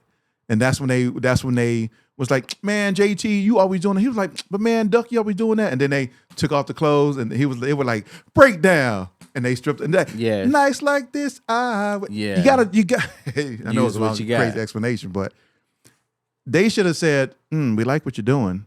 We need to tweak that a little bit That's all I'm saying. So that we're good with the way that the organization is represented. That's it. And that we can still capitalize off of this virality of what's happening. Yeah. We just need to reshape it. Just tweak it. We say, hey, this is a great opportunity. So here's the thing. Okay, if he puts that video up and it get 400 views, somebody rat him out to corporate and they say, hey, take it down. He don't take it down. Okay, you terminate him, you go on about your life. What are you, slow? Did you not see that the thing had 1 million, 2 million, 3 million, 4 million views? And say, okay, based on that, there is something here. But what he's doing doesn't fit within our policy. Yep. I would have did 2 things. Number 1, I would have wrote him up. You're going to write up. And then number 2, I would have been like, now let's maximize off of this scenario. I wanted to be clear and concise that you're in violation of the company's policy. However, I also wanted to be clear and concise that we're not going to turn down a huge opportunity to capitalize off of something that you created. It just got to be within the confines of what the social media structure policy is. Yeah, that's it. I get it, and so you can't necessarily let him off the hook for that. Right. That's why I'm like, I would have wrote him up. But I would have gave you a warning. I wouldn't even wrote you up. Hey, you're in violation. I would have had to have it documented. You want to document because it is. Because if other employees gonna see it, and then they gonna be everybody out here beating on tables in the lunchroom doing Ashley Furniture, and I'm like, look, the dude had 3 million views. You didn't, and you was in violation of policy. He was too. We wrote him up, right? But at least he got 3 million views out of it. You got 40 views, and you violated the policy. You up out of here. Yeah, Ashley Furniture. So if you're gonna violate the policy, you need to make sure you get your views up. You need to make sure them views go crazy. Because if they don't, come get in this mattress. Come get in this mattress like you're supposed to. Yeah. I mean, his facial expression was just like, it was pretty funny. It was like, funny. Yeah. But it was mad catchy. They just had to reshape it up. I think they could have done that. They could have. You've got to be able to self-evaluate and just be like, okay, you know what? We haven't done it this way in the past. We still need to stick behind the fact that our policy is our policy, but also let's take this opportunity to create not only would be a great moment for our customers, but also for our internal customer, our team, to see us encouraging and promoting something that one of our team members did. So easy for an employee to get online and bash a company. And he got online and chose to promote our product. Right. So There's a way to do it. And because he didn't do it the right way, we're going to write him up. Right. And I mean, now I think it would have been different if he was in there like, come on down and get your mattress, girl, and you want to come over here. And like, I think it would have been different. Or he was like, come and get your mattress. Come and do the thing. Like, Ashley Furniture. Yeah. Like, I think it would have been different. You think so? They would have been more, maybe they would have been more receptive. Showing me the board. The members of the board there, I don't know. So that's what I'm saying. I don't think it would have mattered to them. I think it would. I think they would have like, oh yeah, like, hey. So you think just the yeah? I think it was the no, we don't want to be associated with anything that deals with get on the mattress, girl, and come over here and ask you. But he didn't tell her to get on the mattress. See, you doing that thing that I do, and when you want something to be worse than what it is, you just got to jazz it up a little bit. I'm jazzing it up. You putting Tony's seasoning on it. I put some seasoning on Tony Catchers, baby. Yeah, put some soul, smack your mama on it real quick. Yes, that's what you doing. It wasn't that bad, and he even self-censored, which is supposed to. But which, when you think about it, part of the appeal of it is probably because it is. We don't tell women what to do and what not to do. So to tell her to come over here and get on that mattress like you supposed to. Yeah. Like, no, we don't do that. There's a lot of women that like that. We're here they for like that kind of thing. It's a lot of them. I see y'all out there. Yeah. But that's crazy. We'll see what maybe they'll go, you know what? We did it. Nah, it's a wrap over. For it's them. A wrap now. It's a wrap for them. It's a wrap. They're not doing nothing. It's a wrap. And he don't have any reason to go back. He don't. I'm sure that he don't. Number one, immediately, if he wasn't already, immediately that post gives him the ability to monetize his socials. Yep. And so I saw he had several posts that had tens of thousands. He had posts with 30,000, 50,000, 40,000, 100, 1 million, 3 million, 4 million. So you telling me to take it down, and I'm probably making more money off my social media page than I am on my check every 2 weeks. That's why they like, go do that. And that's why he was like, I'm not taking it down. They like, go do that. Then Steph is the chef. Your 26,000 subscribers. 26,000 subscribers ain't nothing to blow your nose at. No, but listen. Come sit your little on this mattress, girl. Well, listen. Recliners and sectionals with a sofa. Come and get you one, babe, like you poster. Come and sit your little ass on that sofa. Come here, baby, and do what I told you. Ooh, Ashley Furniture. Ooh, Ashley Furniture. Ooh. So again, he never said mattress. He said sofa. Sofa, like you supposed. I mean, it's probably a pull-out sofa though. That makes it into a bed, right? I mean, but this one he told me he was fired. But boy, there was one I heard him say some other stuff though. That's why I was trying to find the other Ashley Furniture one that he did, because he was like, come get on this mattress, girl. Like, I was trying to find that one because he did say something. Oh, here it is. Oh, this is the one. Come get a couch for your house. This is the one. This is the one. Then we'll go to the last topic. Come get a motherfucking couch. Wait. Come get a couch for your house. Wait. Come get a couch for the mouse. Wait. Come get some mattresses too. Wait. Come get some mattresses too. We got a mattress for We got a mattress for you. Up here, Ashley. Up here, Ashley. Up here, Ashley. Up here, well. Up here, Ashley. Up here, Ashley. Up here, Ashley. Up here, well. Look at that. He was like, come get the motherfucking mattress, girl. Yeah, come get the motherfucking yeah, mattress. I definitely can understand why a company would not want that to be a promotional thing that they support. Right? However, they could like, come on, man. This goes with that rule where people say, what is it? I don't care what people are saying about me as long as they're talking about me, or any publicity is good publicity, or I think this is one of those things where you say to him, "Hey, man, I'm gonna write you up, but we want you to keep doing what you're doing, and we want you to make sure that they are all clean from now on. Let's clean it up." No, they should really say, okay, we're going to go through a process where we're gonna turn this into a true marketing tool, a real true thing that we do. You can be the face of it, since people already know that's you. Let me tell you something. Well, we gonna shape it up. That thing that Ashley Furniture probably would have had a line around the building for people who just wanted to come in and meet this guy. Yep. Off of that. Yep. And they fumbled that bag. Younger people who were clearly gonna go and buy their furniture from Walmart, from Amazon, from Rooms to Go, from IKEA, just for the entertainment value alone, would have went to Ashley Furniture. Ugh. Facts. That's facts. You got to be able to work within the confines. You got to. You got to. Because the reality there are no true confines. But you've got to have the fluidity to say, this is the direction things are going. Does this fit my brand? Mm-hmm. If it doesn't, how can I make it fit my brand? Mm-hmm. Right? Do I need to tweak it in order for it to be a true representation of how I want to go to market? Mm-hmm. And can I do that and still be able to achieve a profitable, high-yielding result? And I think that they could have done that. I think that everyone should do that. Find the yes. Give them the pickle kind of pause scenario. Wow. Pause.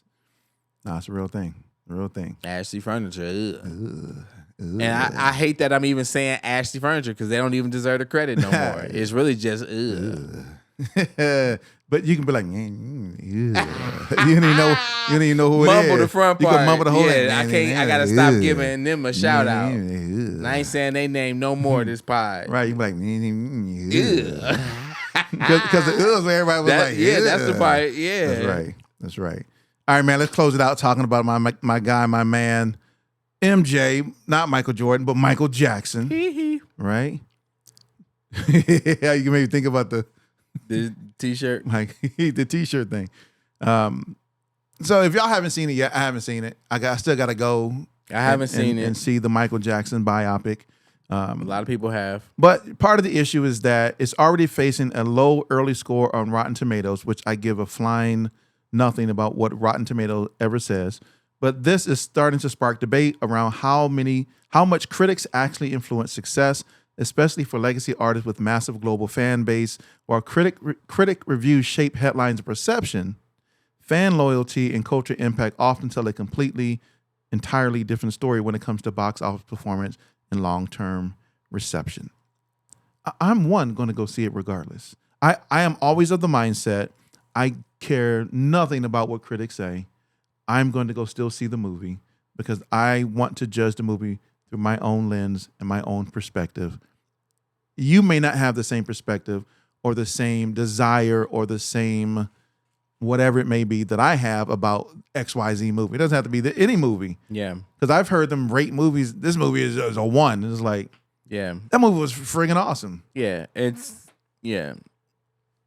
don't know. I don't like critics. Everybody's a critic. You know. Let's be honest. What was the two dudes? Everybody's a critic. Siskel and Ebert. Cisco and Siskel. Yeah, I know. And Ebert. And then I think one of them died, and then then they brought somebody else in. Mm-hmm. But I mean, they had a whole TV show. The TV show was rating movies. It was. I mean, we used to live in a society where what critics thought was law. But that was before the internet, which then created reviews. And so when the reviews started to come from the actual consumers, then people started to give the reviews more weight than critics takes. Critics kind of have their own predetermined scale of how one thing should be, how another should be. And then the consumer may be thinking, what's the entertainment value to me overall? I don't care about the technicals. if the sound was lower in one spot than it was in another, if the lighting was off, the everyday consumer might be like, I don't care anything about that. I thought that the story was great, and I love Michael Jackson. I love everything he does, and so I don't care. And I wonder if fandom conquers all, and it's like you can't tell me as a consumer and a fan, right, that something's not good until I have experienced it for myself. So I agree with I that. feel like critics have almost lost their importance to the creative community. Well, no, not even creative, to the community as a whole, because now people are more inclined to lean into either what they already believe or perceive, or what people that they feel are like them are saying. So if you look, there's been like an update because the critics put their score out before it was available for everybody to see. Then once the movie came out, I think the movie's got like a 94 on Rotten Tomatoes for consumer, and then for critic it's like a 39. So the fans are like, it's Michael Jackson's dancing on the screen. I don't care what this. I don't care what these y'all critics is say. talking about. It's the dude, he dancing like Michael Jackson. Is Michael Jackson songs playing? I don't care. 94 or whatever it is. I think it's something pretty high. Yeah, I don't care what they got to say about the film. You know, here's what I would say is that most people, when they want to see a movie about a particular topic, in this case, Michael Jackson, they already have in their head a certain perception of what they think that movie should be. Right? Oh, I think it should be this. I think it should include this. And I don't think if they don't do this right, then the movie's not a good movie. I don't think that if, he didn't hit the hee-hee the right way, or the moon walked the right way, or the glove didn't shimmer the right way, or a big part of the whole thing was that it didn't cover a lot of controversy and things. And like, I don't want to go to a movie and see nothing but controversy about Michael Jackson. I want to go and see and celebrate the music that Michael Jackson put out, those moments that I saw, the 25th anniversary performance. I saw that on TV. Yeah, people want different things. And you know, you got to I want the nostalgia feeling. Okay, so the Rotten Tomato users, it's currently at, this was as of 22 hours ago, and the movie came out, it came out today. It officially came out today. But people I've seen videos, premieres. People saw it last night. Yeah, there were premieres. So it must have started last night. Yeah, people got special premiere tickets to go. They were invited. I saw people me too. dancing and moonwalking in the theater, in the aisles. It was wild. Shamoning everywhere. They've got it at 94%. So for a fan. For fans. That's right. But the critics have it like in the 30s. But here's my thing. So Charlemagne from the Breakfast Club was on air saying he was disappointed that it didn't get into his relationship with this or his battle with this, or he wanted the smut. Right. So if you come with an agenda and it doesn't meet your agenda, right? You show up to a restaurant with your own menu. And you talking about, I was hoping y'all had ribeye. Well, this is a seafood restaurant, dog. so that you put that menu back in your pocket. So people who wanted to see a certain thing, if they didn't get that, then maybe that will change their perspective. But if you just are a true fan of Michael Jackson himself, sounds like this film is more so because his estate was part of the creative process for this, and I heard a lot of stuff got edited out, stuff that they didn't like or that would have shown Michael in a negative light. They were like, "Nah, that got to come up out of the film," and so there were some continuity issues based on that. But ultimately, if you went there to have an opportunity as a fan to continue celebrating the music and the experience that Michael Jackson created for many, many, many, many, many people, then you're not looking for that negative stuff. We're not. You ain't trying to see what the relationship. people talking about, we wanted to see Joe beat the kids. Why? In front of the mama. Why? And it was a lot of beating in there, but it wasn't enough beating in front of the mama because we wanted to see how wanted to show Catherine was gonna react to the beating. So we wanted to see Joe being real abusive. Yeah, we wanted to see that one fist fight between LaToya and Janet. Nah, we wanted to see him fight Tupac. Yeah, right. How come y'all ain't show that? We wanted Michael Jackson to do a dance off with Terrence Trent D'Arby. Like, like Simon name. Yeah. My heart. I want to be my bang bang. Yeah, no, he not. No. We want to see him when Prince rode up to the house and was throwing stuff at that. No, right. Yeah. No. Yeah, no. We wanted to see what Michael Jackson did when Rick James was putting his feet on Eddie Murphy's couch. Because half of those, a lot of those so-called issues, controversies, allegations were never actual things that he was truly charged for. Yeah. So to put them in a movie and to say, oh, it served no purpose. And people got to understand how. Well, it does serve a purpose. Not in the context of. Context is what makes it matter. Right. If I say as a director, and I think Antoine Fuqua was one of the directors. He was I would have been, and I don't know, I haven't seen any interviews, but I'm imagining a world where as a director, I go around doing interviews and I'm saying this film is about celebrating the life of Michael Jackson. It will discuss, it will transition from him as a young boy with his family, what that looked like in terms of their rise to success. It will touch on these struggles, that struggles, but ultimately this is about celebrating all that he accomplished and how he got to that point, right?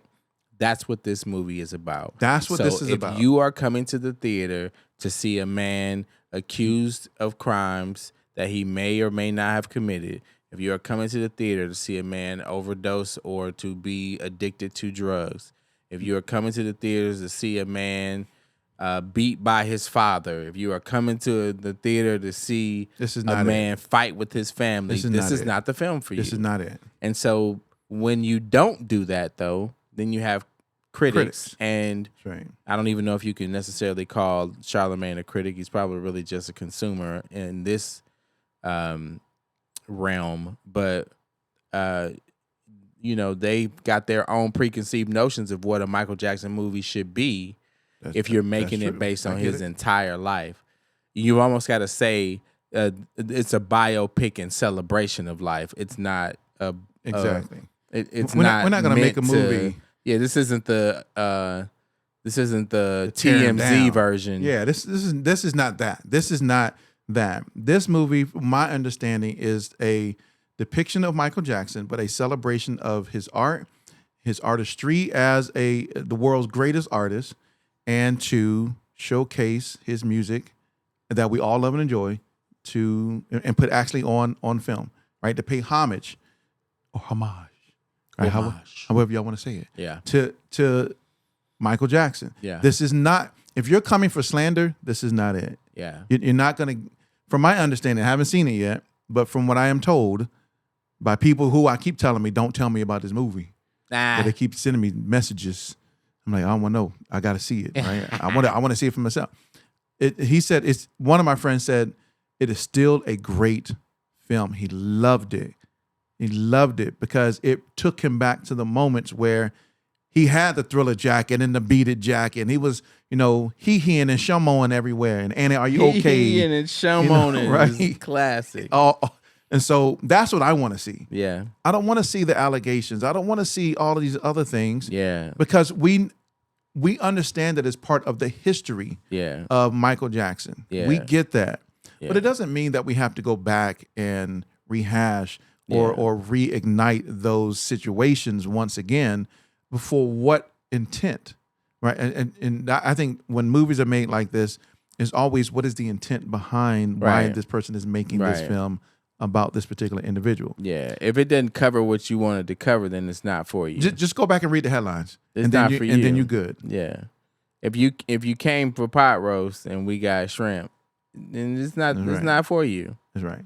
That's all. So I was wondering in comparison to like Bohemian Rhapsody, right? Because it said it initially debuted with a rotten score in late October 2018, dipping as low as 53% with the initial reviews. It came out it came out higher than that, and it came out in the 60s, and then it dipped. But it says despite the rough start, it stabilized at a 62% critic score while holding a high audience score. The audience score was 92% for Bohemian Rhapsody. Bohemian Rhapsody was a really, really good movie.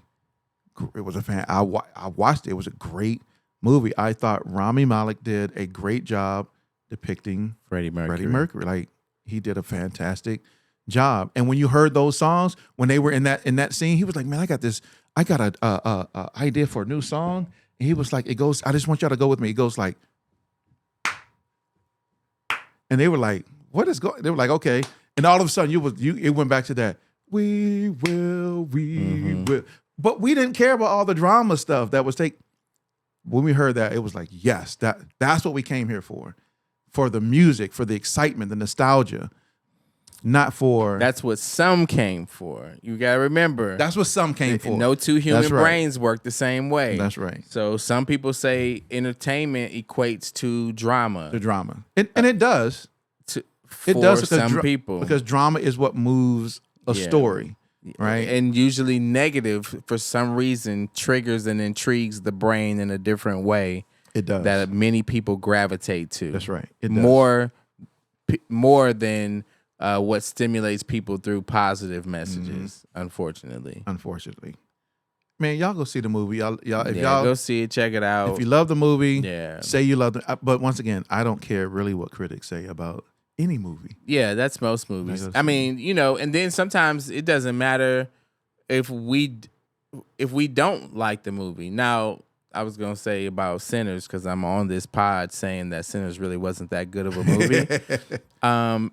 It was okay. It was cool, but it wasn't a great movie. It was treated as a great movie because, number one, a lot of money was put behind ensuring that it was seen in the light of a great movie. So then all of a sudden what the critics said really mattered because it won all these awards and these accolades. Right. So then it didn't matter that I didn't think it was all of that.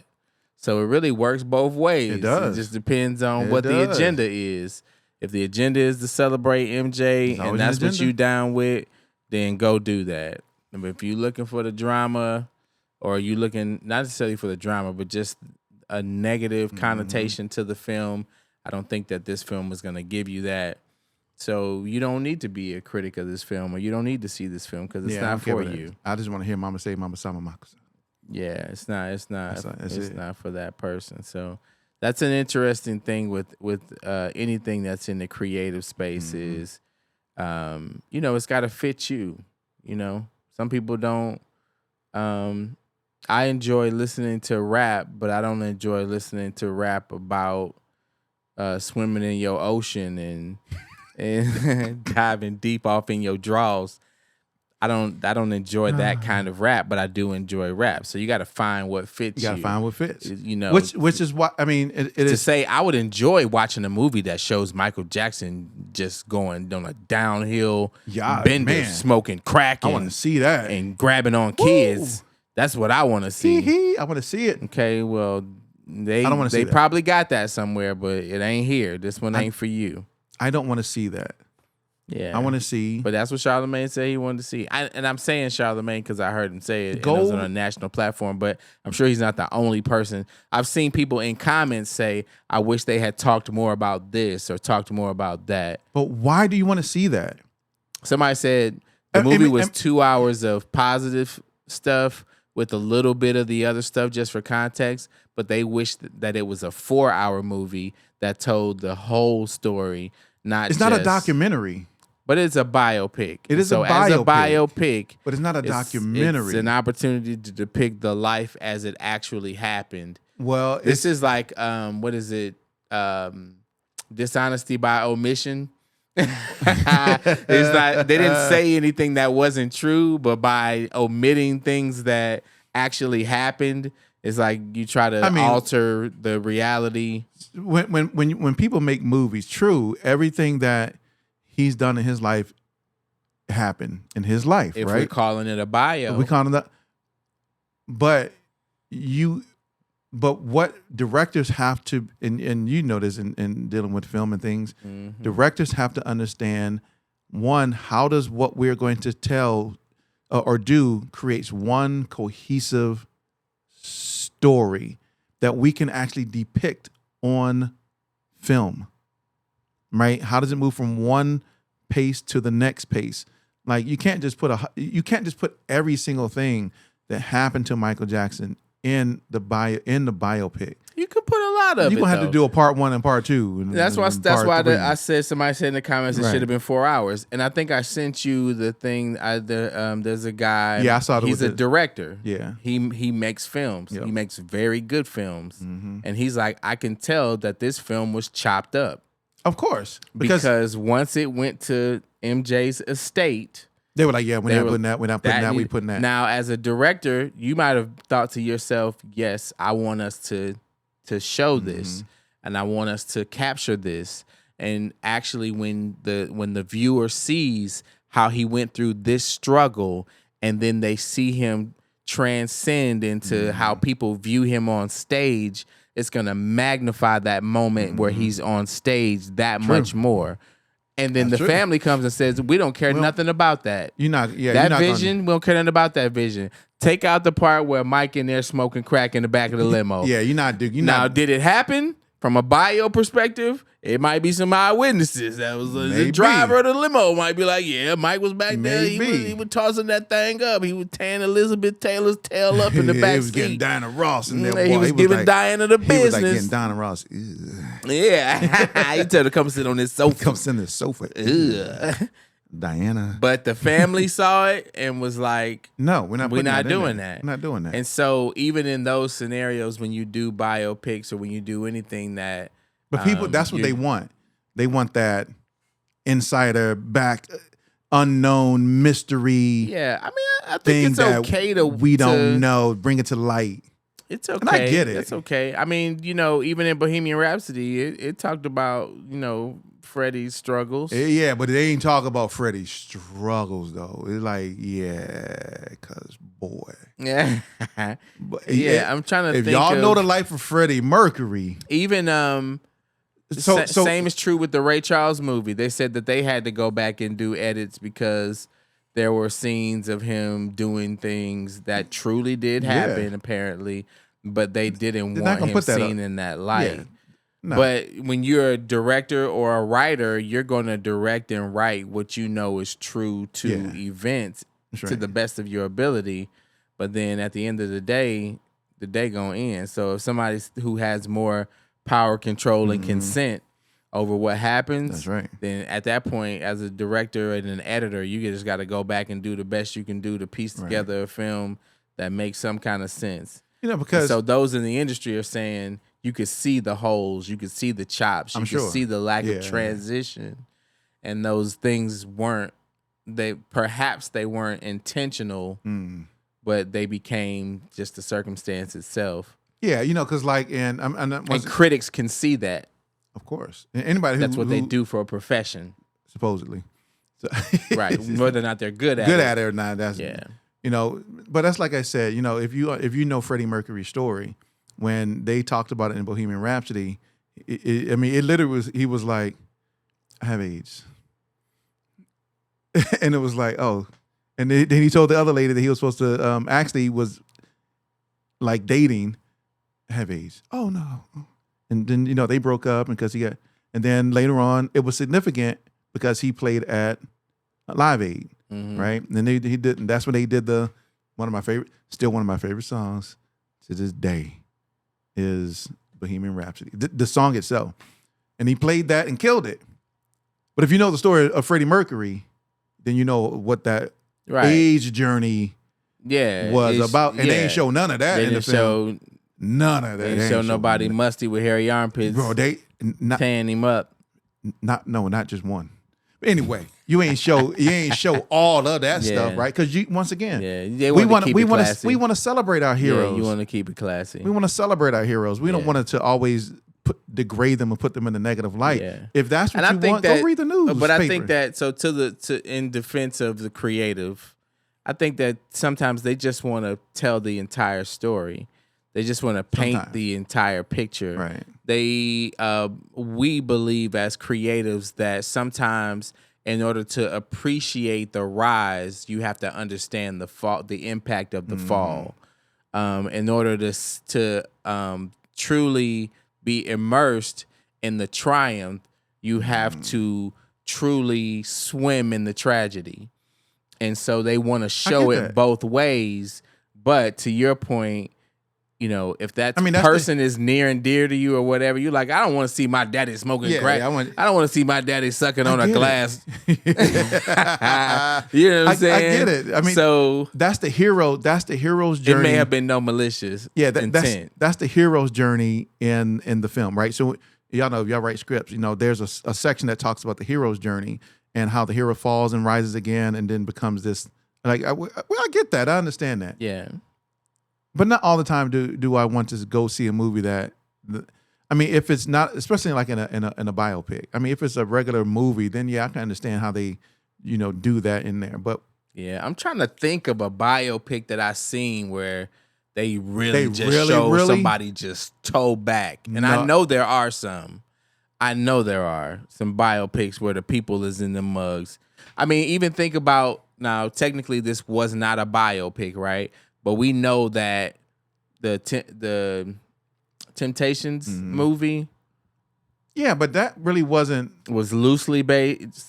Wait, it wasn't Temptation. What was the movie called? 5 Heartbeats. 5 Heartbeats, loosely based. But so like the whole nights like this, I wish. No, but that movie was not just based on the Temptation. It was based on several different groups that they combined like into 3 one story. Groups. Yeah. But even the Temptations movie didn't go into all the crazy stuff that really happened. Oh, here's an example. The Tina Turner movie. They went all the way. From Ike beating her up in the studio to them fighting in the car to Ike doing cocaine to Ike sleeping around. But I think there's a difference. The dirt. I think there's a difference though. And both Ike and Tina are still alive, so they could have contested that. I think that's the difference.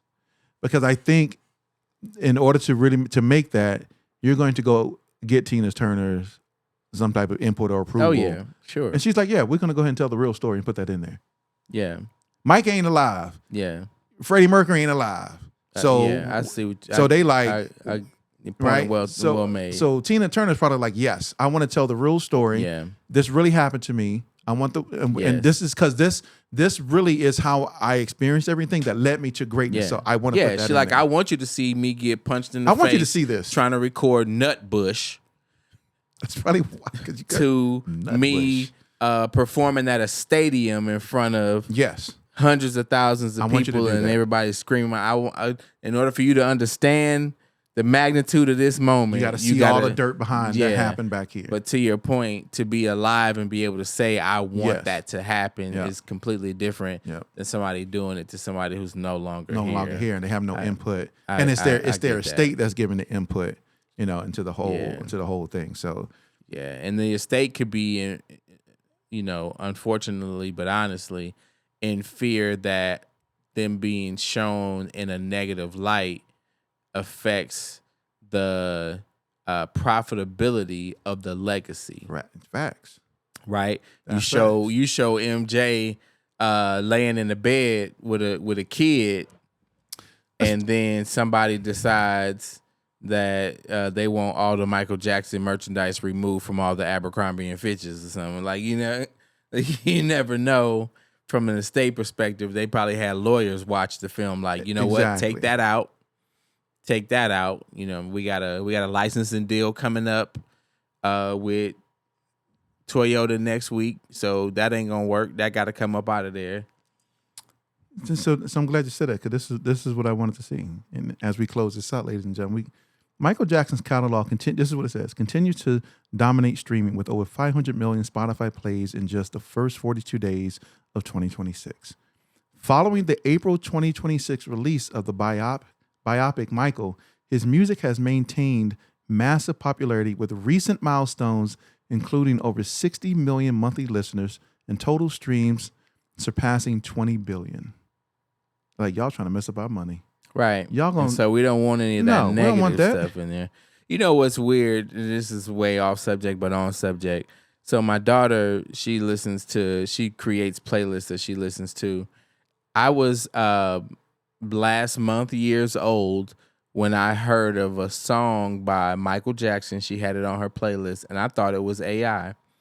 It's a song by Michael Jackson called Chicago. I was like, that's not real. You're like, that ain't real. Who sings that? That's not real. She's like, yeah, this is a Michael Jackson song. I was like, no, it's not. But apparently it is. I mean, we went all down the Googles looking for it, trying Chicago to figure it by out. Michael Jackson. When did it come out? Had never heard that song before in my life. I was like, as long as I've been alive, I had to have my 14-year-old put me on to a new Michael Jackson song. So, wow, yeah. Jackson recorded the track at Hit Factory recording studio in New York. I had a friend who worked at that factory, at the Hit Factory, during the Invincible album sessions between late March and mid-April 1999. The track was ultimately not selected for Invincible and remained unreleased and unheard for the public for 15 years. Following Jackson's death, Rooney collaborated with his nephew, Terrell Jackson, on a new production in 2010. In 2014, the track was reworked yet again, this time produced by AI extraordinaire promoter aficionado Timbaland. The Timbaland version of the track. No. The Timbaland track That's was funny. ultimately included on Jackson's second posthumous album, Escape, under the title Chicago. 9 months before Escape was officially released, Timbaland sparked rumors that Chicago was going to be the project's lead single. However, that did not end up being the case. Was Love Never Felt So Good going to be the lead single instead? I mean, I'm sure Michael has hundreds of unreleased. So that song actually never even became a single. But here's the question. It was on the project, but wasn't a single at all. Here's the controversy, though. How many of y'all probably did? How many of y'all after Off the Wall? I'm trying to put them in order. Off the Wall, Thriller then Bad, or Bad then Thriller? It's one of the. It's Thriller was first. I think it's Thriller and then Bad, and then Invincible, right? How many? Nah, I think there was one before Invincible. Let me go to the discography, and then we can wrap. Because you had the one with the You Remember the Time. You remember? I don't think that was on the Bad album. It might have been. What? Here, look. Oh yeah, I know I'm gonna get it. You ain't no true Michael Jackson fan. You don't know the order of. I'm be like, what you know about that Chicago? Everybody gonna be like, boy, you got the wrong artist. Okay, better tap in. Off the Wall, Thriller, Bad, Dangerous. Okay, Dangerous. History, Past, Present, and Future. Mm-hmm. Book 1, which actually was a dope album. It was. Is Stranger that the one in that had Stranger in Moscow on it? Yeah. Oh, that was my favorite song off the whole joint. Yeah. Yeah, that was crazy. That song was so dope, bro. I was like, yeah, that was dope. Yeah, then Blood on the dance floor, Mm-hmm. which your man Teddy Riley was out talking about. Mm-hmm. History in the Mix, and then Invincible was the last one, 2001. What am I talking about? Yeah. But y'all know the first album of Michael Jackson? You know what I'm saying? Got to Be There. Be there in the morning. Anyway. I mean, did I listen to albums past Bad, though?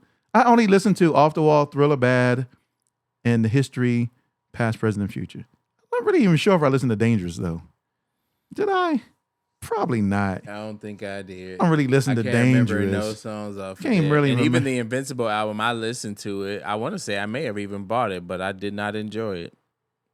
I was like, man, this ain't really the mic. Though. I don't know if it was that mic it wasn't the mic that we all knew and loved. Yeah, that's probably what it was for me. Production was just. Well, Teddy produced a lot of. Yeah, it was cool.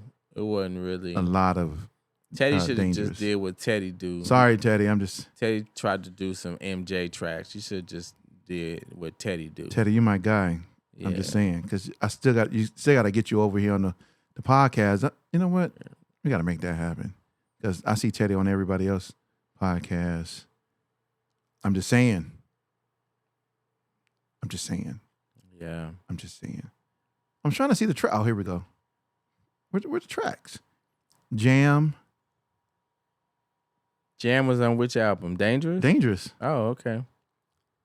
That's Ain't Too Hard For Me to Jam. It Ain't Too Hard For Me to Jam. That was on that album? Do you remember? Black or White was on there. So Dangerous album was crazy. Will you be? Yeah, I mean, but Dangerous was on there, of course. I mean, it had Jam. Which was a huge record. Huge. And it had Remember the Time. It was on the soundtrack. Black or White. Doesn't matter if you're black, which was also huge. That video, remember, where the people's faces were changing? they were like that was morphing. Huge. Yeah, it was huge. It's a huge record. But I don't know if I really listened to it at the same. I mean, whatever album like Billie Jean was on, no, Off the Wall is the most listened to Michael Jackson album of all times. I guarantee it. I don't even know that to be a fact, but I'm telling you right now, it's a fact. And as we close this out, we're going to find out. There is no Michael Jackson album that has a greater... I guarantee there's no album that's sold more copies than the Thriller album, and there's not one that's been listened to more than the Off the Wall album. So Thriller is the best selling Michael Jackson album. Yes. Right? Oh, no. Thriller. Wait. Billie Jean was on Thriller.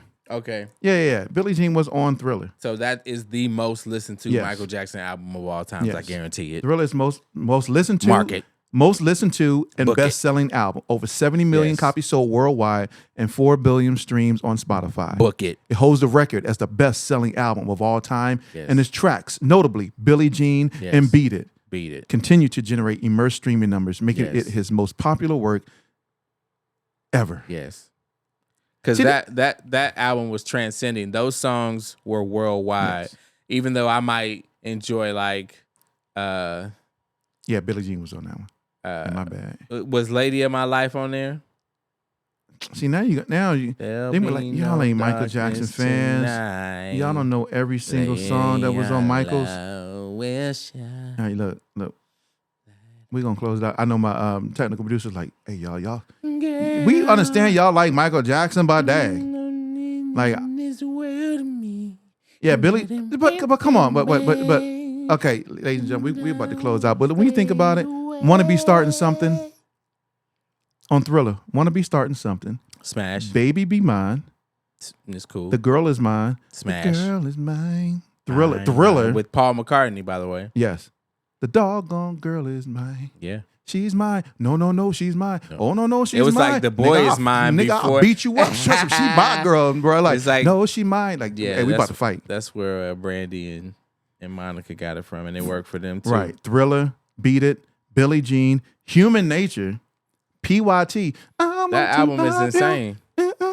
And The Lady in My Life. That was his magnus opus. That was it. He never had an album. I mean, that thing was... Bad probably is the next, but I don't think Bad had as many hits as Thriller. I don't remember what else was on Bad.